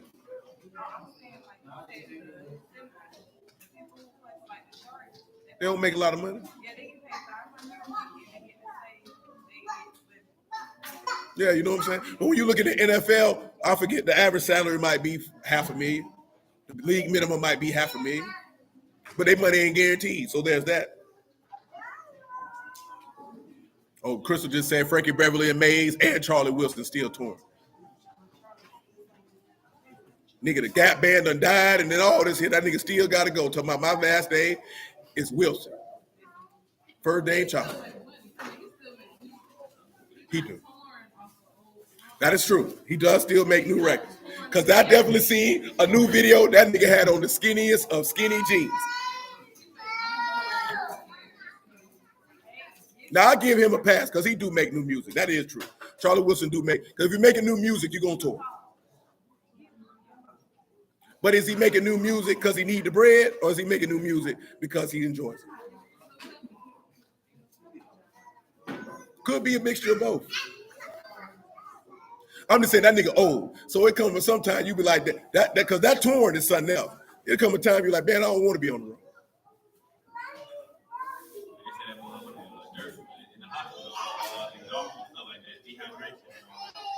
Didn't know. Probably around here because he around here using all them drugs, messing with them white women. Yeah, you know that's what he like. He like the white girl. Come on, man. First 13. I'm just saying that because a lot of Stanley know this here. He may not know as intricate as I know, but boy, I've been around a lot of them dudes in that real estate dump. Boy, a lot of them niggas ain't got no bread. You know what I'm saying? No, I done ran across dude, bought a house and be like, boy, I'm just trying to sell that whole man. I bought it for too much, man. I done lost 30, 40 bands. You know what I'm talking about? A lot of them like to get on the internet, front and floss, like they getting money. I told you that's when they be scamming, they be selling courses. This nigga ain't got no profits. The niggas who got it, you don't never see them. You know what I'm talking about? You don't ever see them. The niggas who really got it. Go ahead, man. Charity suffer long is kind. Kind. Pause. Now we want to deal with kind. So, as fourth is kind. Give me Jeremiah 31:3 and tell me what love and kindness mean in that passage. You will have a period of old unto me. Just the word. Oh. Well, I appreciate you. That's said. Goodness, kindness, faithfulness. Goodness, kindness, faithfulness. Now, who can you think of that showed an example of kindness? Kindness to another. We still hold a 2 Chronicles 30, by the way. You all right, Jeremiah James Bird? Why you looking like that? You trying to fight? You trying to stay up all night? You trying to laugh? You trying to crash? I'm gonna drop my foot off in yo. Yeah, you weren't ready for that. Y'all ain't thought about nobody with kindness yet? Oh, I gotta help y'all. Go ahead, Kelly. She said Joseph. In what regard? Genesis 42:1. I'll allow it. That'll give me the reason to go back to Genesis 42 because we need to finish. Start at verse 1. Mm-hmm. Now, when Jacob saw that there was corn in Egypt, Jacob said unto his sons, why do you look one upon another? And he said, I do. I have heard that there is corn in Egypt. Get you down there and buy for us from there, that we may live and not die. And Joseph's 10 brethren went down. That's a good one, Quran. Went down to buy corn in Egypt. But Benjamin, Joseph's brother, Jacob sent now with his brethren. For he said, lest peradventure mischief befall him. And the sons of Yasharal came to buy among those that came, for the famine was in the land of Canaan. And Joseph, the governor of the land, and he that sold to all the people of the land. And Joseph's brethren came and bowed down themselves. Matter of fact, give me Genesis 50. That'll be better. That just came to my mind just now. Let's just do Genesis 50. Hold on. Let me see why I want to start at.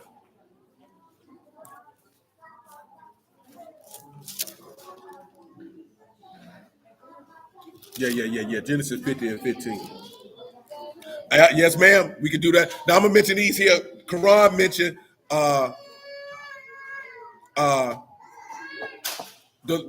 widow woman that prepared the place for Elijah to stay. And Rose and Deidre both said that they were gonna mention the woman who washed Yahusha's feet. Those are examples of kindness. And what did it say that the virtuous woman, what she got? Kindness. So the law of kindness is in her mouth. Let me get it for you. Genesis 50 and 14. Go ahead, Sam. And Joseph returned into Egypt, he and his brethren, and all that went up with him to bury his father after he had buried his father. And when Joseph's brethren saw that their father was dead, they said, Joseph will peradventure hate us. Joseph will what? peradventure hate us, And what he gonna do? will certainly requite us all the evil which we did unto him. He gonna reward us back to evil. And they sent a messenger unto Joseph, saying, your father did command before he died, saying, so shall you say unto Joseph, forgive, I pray you now, the trespass of your brethren and their sin, for they did unto you evil. And now we pray you, forgive the trespass of the servants of the Elohim of your father. And Joseph wept when they spake unto him.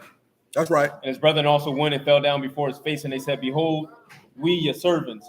And Joseph said unto them, fear not, for I in the place of Elohim. But as for you, you thought evil against me.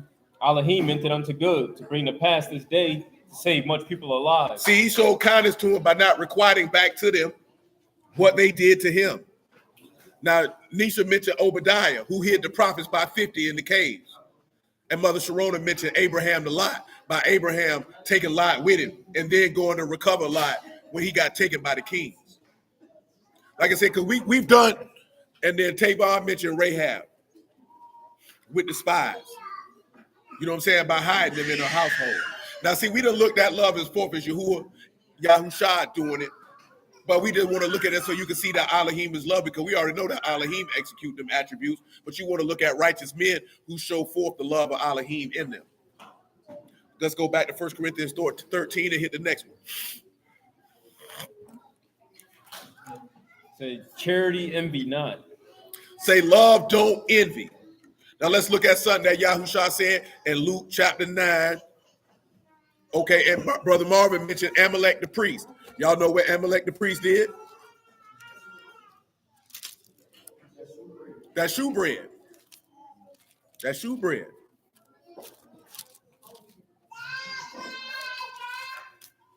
Luke chapter 9.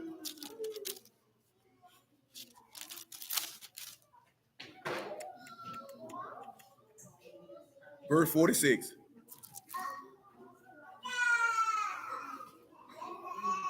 I'm going to give you this one for the Lord, and I'm going to ask y'all, somebody who in their love for another didn't envy somebody. Because he said love ain't got no envy in it.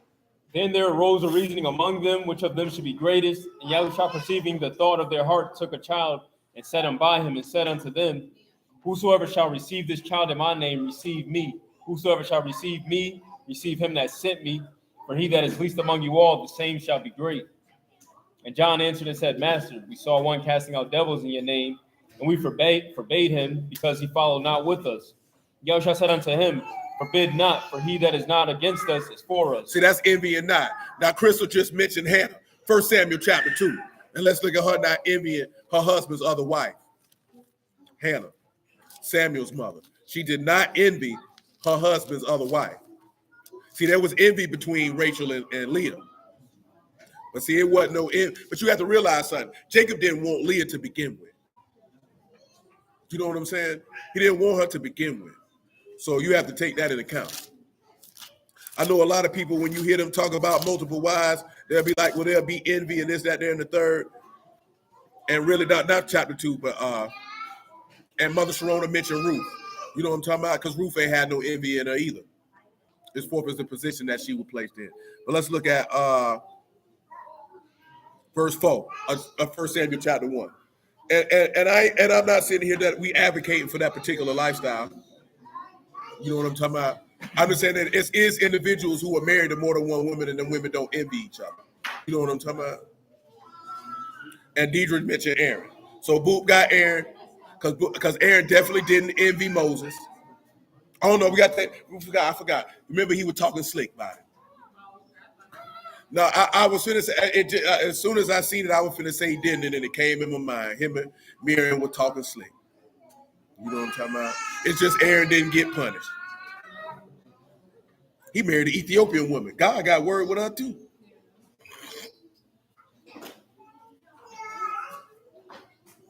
Now, David didn't envy his brothers either. But love ain't got no envy in it. It don't. 1 Samuel chapter 1, verse 4. And when the time was that Elkanah offered, he gave to Peninnah his wife and to all her sons and her daughters portions. Unto Hannah he gave a worthy portion, for he loved Hannah. But Yahuwah had shut up her See, her womb. husband, he loved Hannah now. Go ahead. And her adversary also provoked her sore for to make her fret, because Yahuwah had shut up her Now, womb. see, the other woman provoking her, but Hannah did not respond back with envy. Tell him what adversary is here.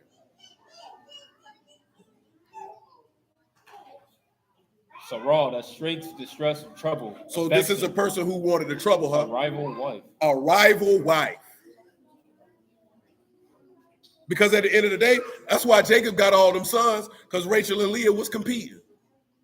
Leah was competing on, he'll love me. You know what I'm talking about? Rachel was like, well, I ain't having no kids. I need to give him something. But then you see, as soon as Rachel gave him some kids, he loved them kids more than he loved Leah's own. Joseph and Benjamin, he loved Joseph and Benjamin more than he loved all the rest of them children. And they were all his children. I've been told y'all that. You know what I'm saying? People don't like to hear that, but I bet ain't nobody gonna speak against Jacob, the fact that he loved one of his kids more than the rest of them. Because he did, and it say it. Clear as day. Who gonna speak against it? I sure ain't. If you say you don't want to do that, that's your personal business. You know what I'm talking about? Amen. And Sister Rose just mentioned how David showed Jonathan's son kindness because of the friendship that he had with Jonathan. I think that's Meshelbeth. You know what I'm saying? The one with the bad legs. He definitely did. You know what I'm talking about? Go ahead, man.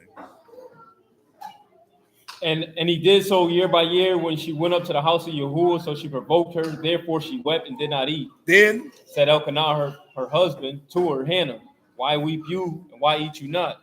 Why is your heart grieved?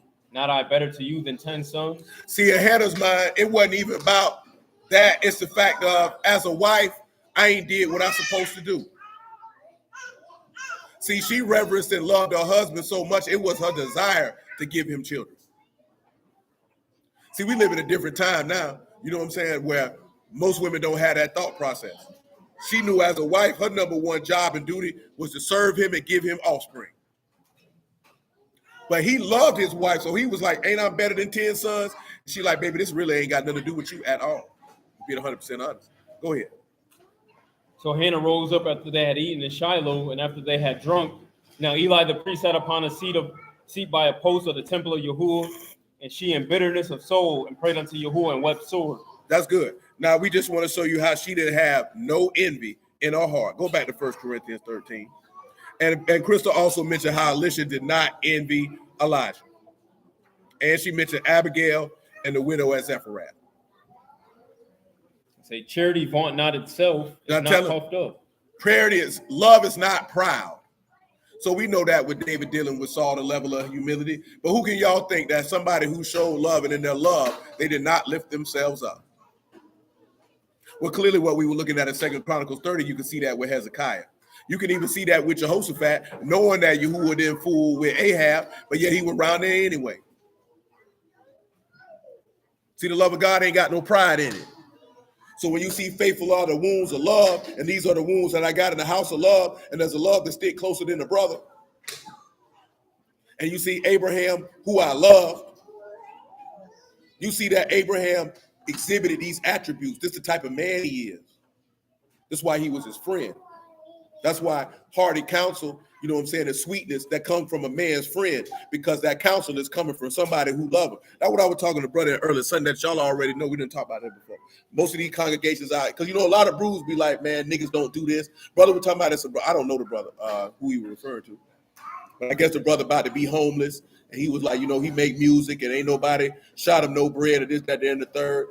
And he was saying about another brother who was like, man, when you come in the word, Boot mentioned Peter. What regard with Peter? You talking about with the other apostles? Oh, you know, I lifted up in pride. That wasn't enough. We'll look at it in a second. I'm asking what story you had in mind. Well,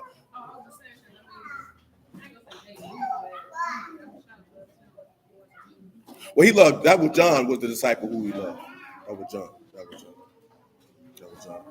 But he said Peter was the one he was going to build his house on. As a matter of fact, that's why Peter was asking. He asked the Lord, what John going to do?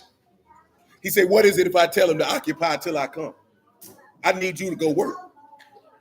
But see, there's a reason why that. See, if Yahushua was looking at Peter like, well, I need you to go put it in work, then he already knew what type of man Peter was. You know, Peter finna get out here and grind. You know what I'm talking about? I already ain't got to worry about that. Peter going to be on every block, every night. You know what I'm talking about? He ain't never closing up shop. Because remember what he told the people in Acts 5? He said, I'm supposed to sit down and stop from the word of God and prayer to wait tables. Man said, man, find somebody else to do that. See, a lot of brews, if a brew was to hear a man say, bro, you think I'm supposed to go down here and feed niggas at the soup kitchen, nigga, and stop from preaching their word and fasting and praying for the people? Man, find somebody else to go do that. Go find some faithful men to go do that, because that's not what he sent me to do. See, we don't understand that. We think everybody's supposed to do the same thing.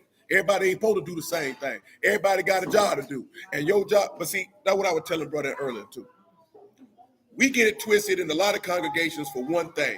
Most people don't go in the law and in the letters to see how an assembly is supposed to be done. Because and then of course you got a lot of brothers, they're not a part of an assembly.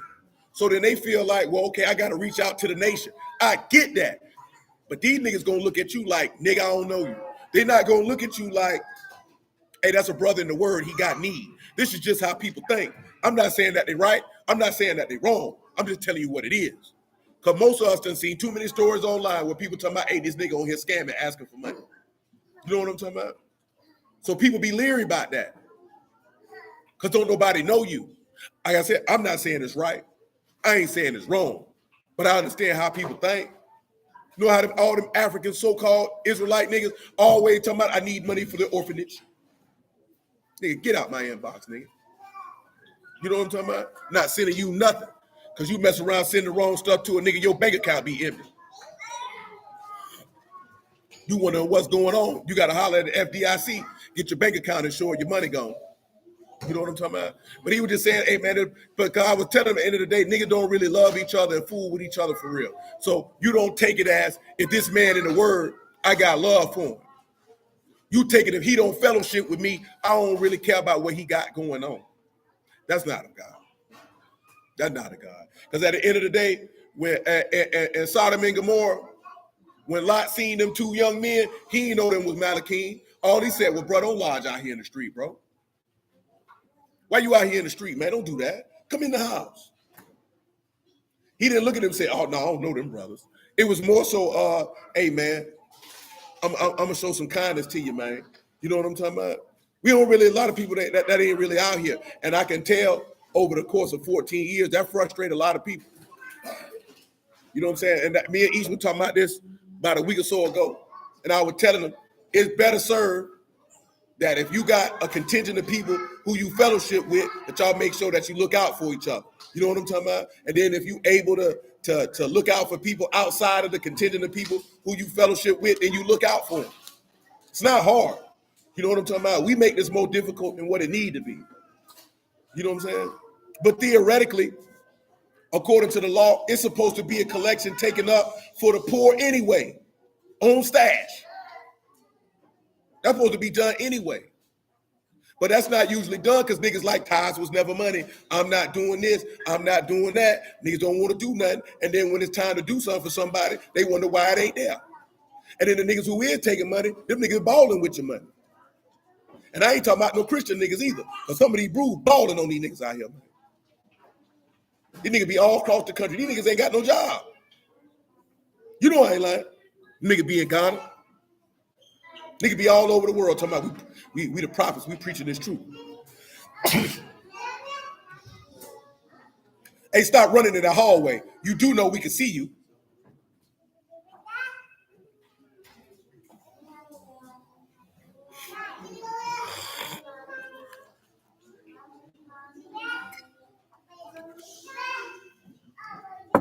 I felt what brother was talking about this morning, man. You know what I'm saying? Early this afternoon. Because it shouldn't be like that. You know what I'm talking about? But then I also will say this. A lot of niggas out here ain't got it. You know what I'm talking about? A lot of people ain't got it. A lot of people, man, it's real out here. You know what I'm saying? It's real out here. A lot of brews don't be really realizing, like, some people ain't being stingy and don't want to do, nigga. It's real out here. You know what I'm talking about? I just said, I seen this the other day, man. Dude said it's 147,000 people in Duval County that applied for rental assistance. Bro, it's 1 million people in this city, bro. You almost know that that's about 15 to 20% of the population needed rental assistance, bro. So then you got to take into account of the 100 plus thousand people who didn't fill out for rental assistance, who actually need it. So you could probably bump that number up to 250,000, maybe 350,000. That's almost 35 to 40% of the population. A lot of brews don't want to act like, man, niggas, a lot of niggas ain't got no money like that, man. A lot of niggas a hiccup away from being on the street like this nigga. A hiccup, not even a call, not even a trip. Just nigga outside.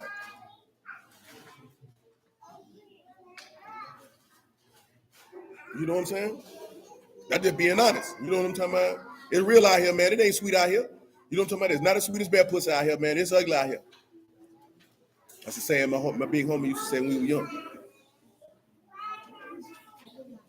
Oh yeah, man, that's what my dog used to say. Oh, you know what I'm saying? That nigga be like, boy, we be gambling on, he'll be gambling on Techno Bowl when we were young. That nigga said, boy, that nigga sweeter than bad pussy, boy.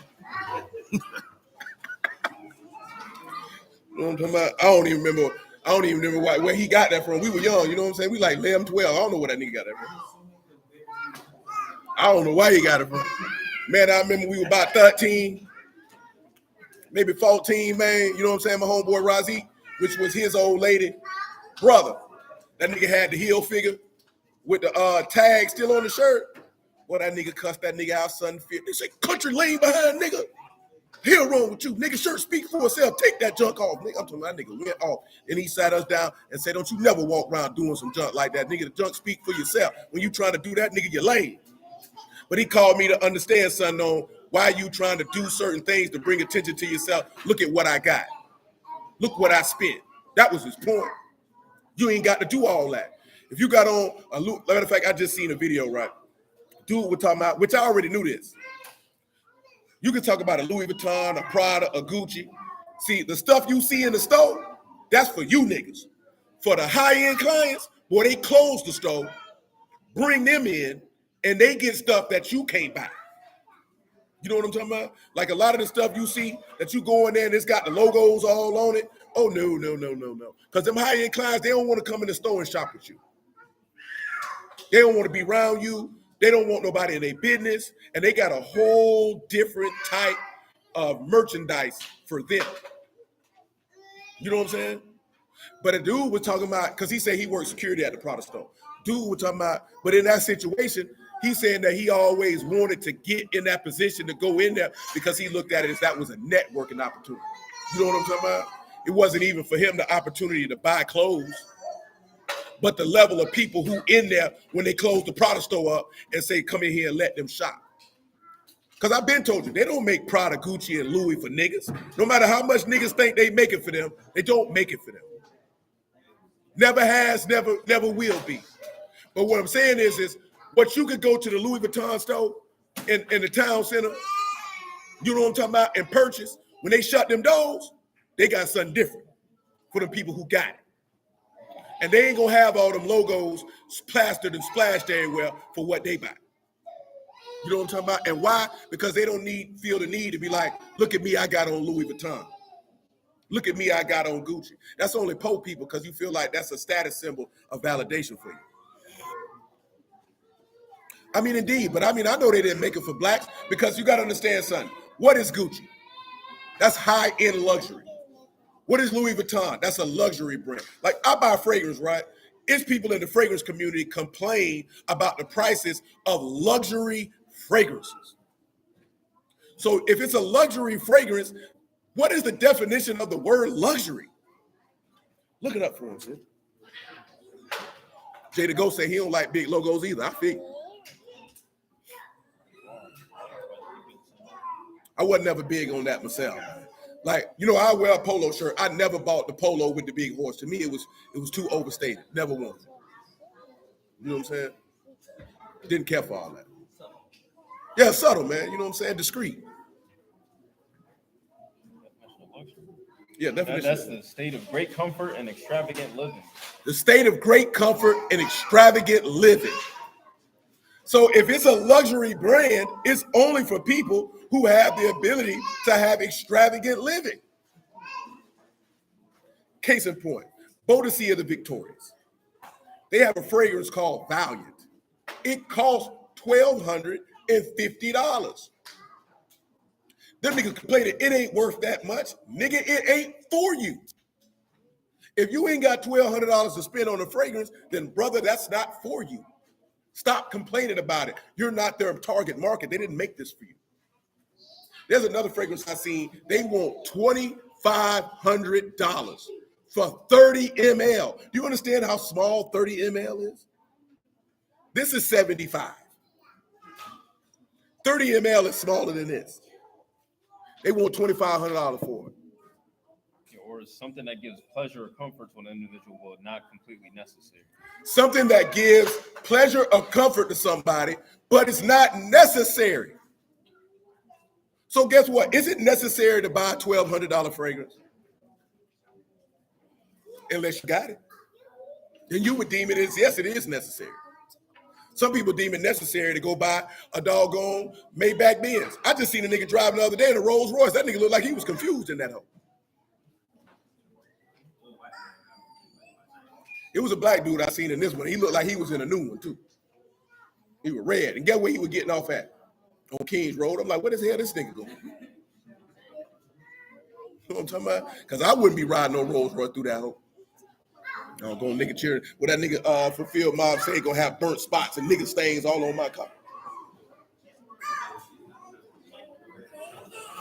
I can't hear you, man. What'd you say?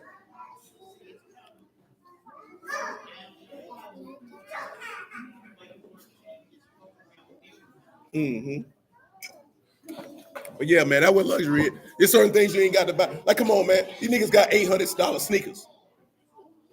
You know what I'm talking about? You think that's for everybody? That's not for everybody. You know what I'm talking about? It's not. That's not for everybody. And they didn't price it for you. Now, I did see an old video. Do y'all remember this old Dateline video when they made up a high-end luxury store and called it Payless because they really stocked the store with nothing but Payless shoes and brought uber rich people in there like, we opened up this high-end shoe store, and the people like, oh yeah, this is great quality material. And then they told the people all this stuff from Payless. Boy, them people were bad. But it go to show how an individual can be manipulated into only desiring things because of the name.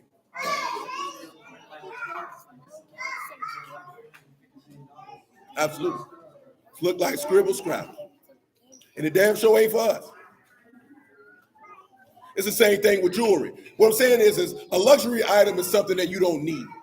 So you don't need jewelry. You don't need watches. You don't need that. I don't care if the fragrance is $20 or $2,000. You don't need a fragrance. That's a luxury item. You know what I'm talking about? We don't take that into account because we get certain stuff in our brain and be like, why they charging this much? You got to think yourself right. You need a car effectively. Do you really need a Mercedes Benz? Do you need a Bentley? Because a Bentley and a Civic gonna get you to the same place. It may not be as comfortable and nice looking, but it's gonna get you to the same place. Come on, man. It say, do not behave itself unseemly. Tell them what unseemly means. Crystal just said, with purses, you don't need the logo all over the bags. Coach, Michael Curls, Kors, Marc Jacobs. I don't know nothing about them type of bags. That is to act unbecomingly. So love doesn't act unbecoming. Seek not her own. Love is not selfish. It's not easily provoked. Not easily tried. Think no evil. And don't think about doing evil to nobody. Rejoice not in iniquity. And it doesn't rejoice in perversity. But rejoice in the truth. But rejoices in the faithfulness of Elohim. Bear all things. Endure all things. Believe all things. Hope all things. And endure all things. That's what love does. It does what? And never fails. And it never fails. The love of Elohim never fails. Let's finish this 2 Chronicles 30, man. We get off here. You got to go sit down. We working.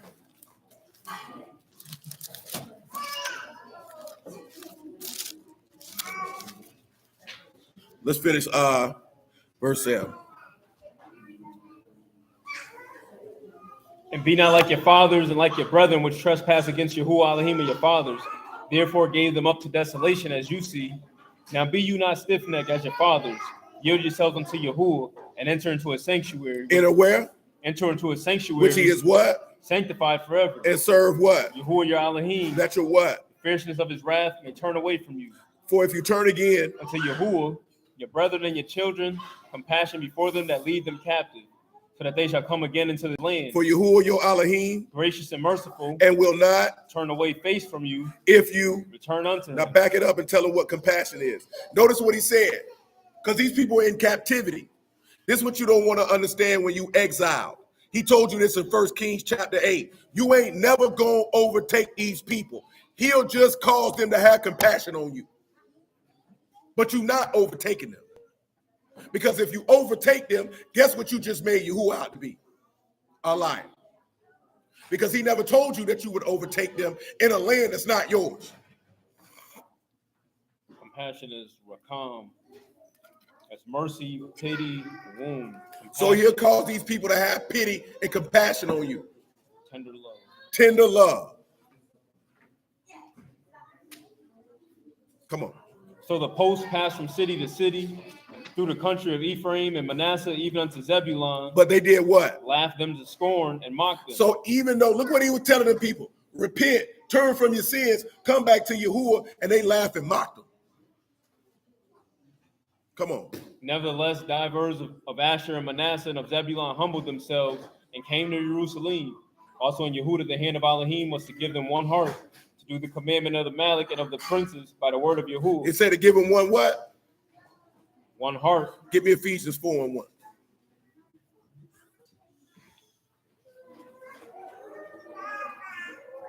I therefore, the prisoner of the Lord, beseech you that you walk worthy of the vocation wherewith you are called, with all lowliness and meekness, with long suffering, forbearing one another in love, endeavoring to keep the unity of the Ruach in the bond of Shalom.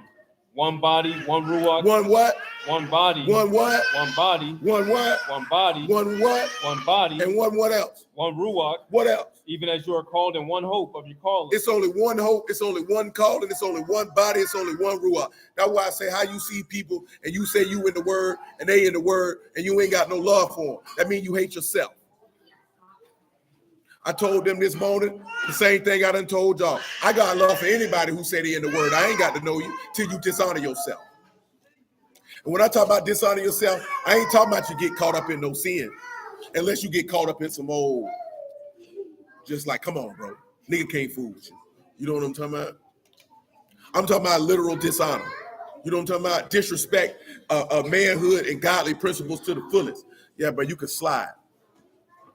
I'm gonna tell you something, man. Bruh said this last. I told y'all the dude said that in that video. Most people have never encountered a man. So because most people have never encountered a man, they don't have any idea of what love from a man looks like. So they create in their mind based off their own perception or own desire how men should love. That's why they rejected Yahuwah. Man, if Yahuwah was in the flesh right now, you know they reject him again. They'll reject him again because the way that he loved, they wouldn't want it.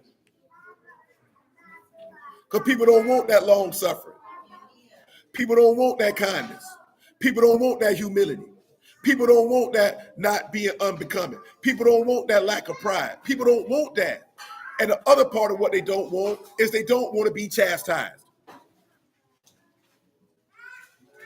Because Elohim is love. So everything that's a part of his love, people don't want that. Like Bruh said in that clip, he said, if your son played 30 minutes in a basketball game and only scored 2 points, what would most of you ladies say about your son when the game was over? Well, at least you are. You telling me something. That's what he's supposed to got told. You ain't supposed to be like, that's my baby. You did great. You didn't do great, nigga. You around here, you got cardio. You did a Pat Beverly. Ain't that what they say Pat Beverly just do out there? Just run around getting cardio. Nigga come out there, this nigga 0 for 5, no rebounds, 1 assist, 4 fouls. What was you out here for? All you was out here for was cardio. But I'll say that because your father gonna come up to you and say, son, that ain't what it is. You're gonna have to be better than that. This is unacceptable performance. You seen that they say that women were crying about Dwight Howard pushing his son on that bike? I can't do it. That nigga say, keep going. I can't do it. How would you feel if you seen your husband telling your son, keep going on that bike, that nigga crying? He been on that bike. He steady telling him keep going. He weep. How would you feel? I don't know what you feel. You going. I'm gonna just go in the back because you want to go cry. Cry for what? He making a man out of him. You gonna make him a pussy. You know what I'm talking about? Because you gonna tell him to get off the bike. Now he won't have no idea how far he really can go. He won't have no idea to how to endure hardship, how to overcome pain. See, we're not talking about overcoming an injury. We're talking about overcoming stress, overcoming pain. You know what I'm talking about? Because y'all gonna cry and go in the back like this here. Nah, nigga, keep on going. Keep on going. And the average person will look at that and say, you trying to live through your son. He trying to make him a man. Dwight Howard can't live through his son. His son would only be blessed to be able to reach where he reached in basketball. Regardless how you might feel that nigga sweet as candy corn, that nigga had a hell of a career. He gets disrespected a lot. That nigga had a hell of a career. If his son was to meet anything close to what his daddy did, you know what I'm talking about? He did something. But I can say this here, right? He ain't as gay as that nigga we just seen at the Summer League. Well, you seen that nigga outfit, boy? Boy, that nigga look like a rich white auntie, boy. Oh, you seen Miles Turner? Boy, if I'm his daddy, boy, I'm pulling up. I'm slapping 5, that nigga. You just disrespecting the Turner name. Well, that nigga had on a scarf wrapped around his neck with that nigga looked like a pure D Miami sidewalk sissy. That wasn't right. Come on, man. That wasn't right. One Lord, one faith, one immersion, one Elohim and Abba of all, who's above all and through all and in you all. That's good. That's good. That is good. Come on back over here to 2 Chronicles 30. Pick me up about verse 8:17.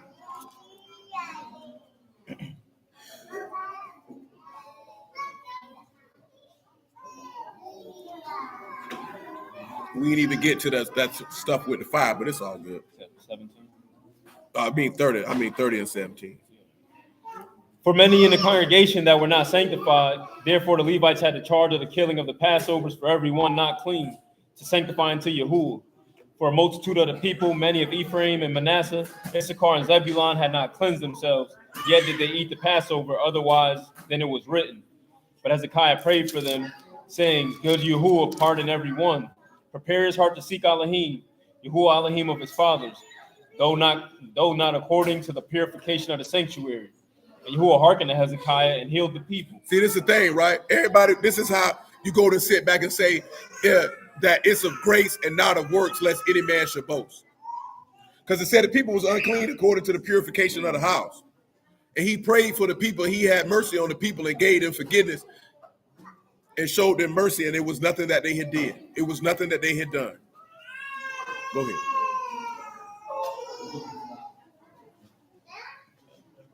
And the children of Yasharah that were present at Jerusalem kept the feast of unleavened bread 7 days with great gladness. And the Levites and the priests praised Yahuwah day by day with loud instruments unto Yahuwah. Hezekiah, spake comfortably. Tell them what comfortable means.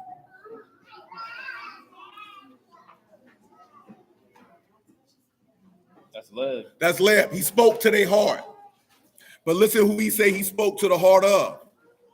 Unto all the Levites. That did what? Taught the good knowledge of Yahuwah. That's how you know that Yahushua gonna speak to the hearts of the men who he sent to teach the word. You can't send yourself to teach the word, and you can't teach yourself to go teach the word. That man got to speak to your mind for you to go do that. Go ahead, man. And they did eat throughout the feast 7 days, offering peace offerings and making confession to Yahuwah Elohim of their fathers. Tell them what confession is,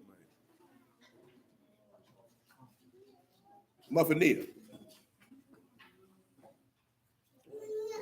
That's yada, to throw, to shoot, to cast, to praise, to shoot.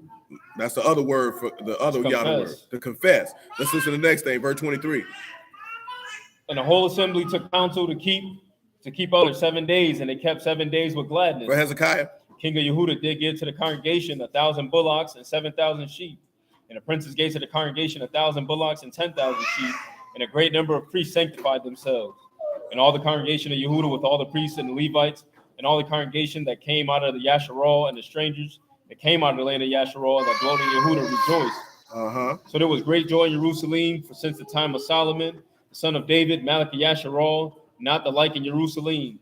Then the priests, the Levites arose, grouped the people, and their voice was heard, and the prayer came to his Kadash dwelling place on the Shamahim. Well, I'm looking at this here right. Let's go over here to chapter 31. I want to share something with you before we slide. Verse 1, chapter 31, Second Chronicles. Now, when all was finished, all Yasharal that were present went out to the cities of Yehuda and break the images in pieces, cut down the groves, threw down the high places and the altars out of all Yehuda and Benjamin, and Ephraim and Manasseh, until all had utterly destroyed them all. So once the mercy of God got shown, these people tore down the idols out their heart. That's what you got to do. Once you hear the word of repentance, you got to tear that down. Go ahead. And all the children of Yasharal returned, every man to his possession and to their own cities. And Hezekiah appointed the courses of the priests and the Levites after their courses. Every man according to his what? Service. The priests. And Levites for burnt offerings and peace offerings to ministers. To give thanks. And to praise in the gates of the tents of Yahuwah. Also the king's portion. Of the substance. For burnt offerings. For the morning and evening burnt offerings. And the burnt offerings for Shabbat. And for the new moons. For the set feasts, as is written in the law of Yahuwah. Moreover, he commanded the people that dwelt in Jerusalem to get a portion of the priests and the Levites, that they might be encouraged in the law of Yahuwah. Tell them what portion and encouraged is.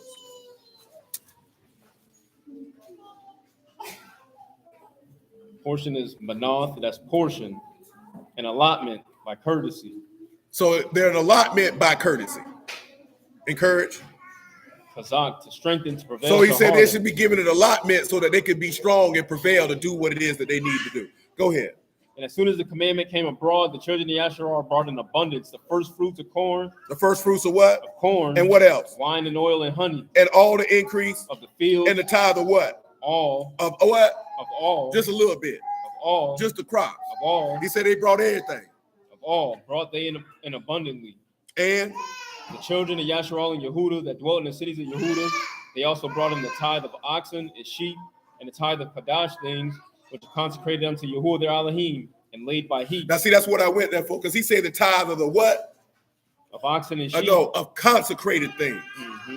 See, that go back to what I was telling you when you go back and you look at what certain things is. I'm gonna tell you when people like it wasn't never money, because can't we go in this law and see that this man say it's certain things that were set for tithes that were set apart for that purpose? I'm not telling you that for you to give up no bread. I'm telling you that so you know your law. So if you was ever in a situation after my decease and it's time to pay something happen, you would know exactly how it's supposed to go. You could tell a nigga, no, you're not coming in here with that. See, this is what a lot of brood problem is. Niggas give a damn because a nigga come around and he want to tell you how stuff's supposed to be run and something that you already been running. Now you can get your funky behind up out of here because we know the word well enough that you're not going to bring that type of confusion in here. Oh, you're not finna do that. And you can call us whatever you want to call it. You can feel whatever you want to feel. I don't give a damn. You're not bringing that in here. Because we know better than that. You know what I'm talking about? But people don't want to hear that. That's good right there, man. We'll stop right here for now, man. Because my head hurts. Hallelujah for Yahushua in the word. I bless y'all at the house of Elohim in the name of Yahushua. Love y'all. Appreciate y'all. But yeah. You know, you ain't got to feel this stuff out here. I just wanted y'all to have these. You understand? You know what I'm talking about? To be able to, you may use it, you may not use it. If you want the email, you know, the digital copy, let me know. I'll send it to you. You know what I'm talking about? But, you know, I believe that this can be very beneficial for all. Shalom, bro. I feel like this can be very beneficial for all of us. You know what I'm talking about? And whatever it is that you're trying to achieve and improve yourself in. You know what I'm talking about? And, you know, take it for what it's worth. You know, but just weigh and consider, man. And you know what? Everything that we looked at, right? And I didn't read the verse in John 13 when he said, and I give you a new commandment, right? That you love one another. And by this, you'll know that you're my disciples. Because that is the hearty counsel that was sweetness to a man's friend. You know what I'm talking about? Because the hearty counsel from the soul that Yahushua gave was for you to love each other. You know what I'm talking about? That was the advice and purpose that he gave. Why? Because Elohim is love, and he manifested that first in the personage of Adam. That's the advice and purpose that he gave, was to love one another. You know what I'm talking about? Mo Brew, man, they don't really fool with each other, man. And that's just here what it is. I told you last night, a lot of niggas in this game, man, they just putting on a show. You know what I'm talking about? It's not really the real them. You know what I'm saying? They're trying to recruit followers or whatever it is they got going on. You know what I'm talking about? But at the end of the day, But you got to know who you is and be comfortable in your own skin. You know what I'm talking about?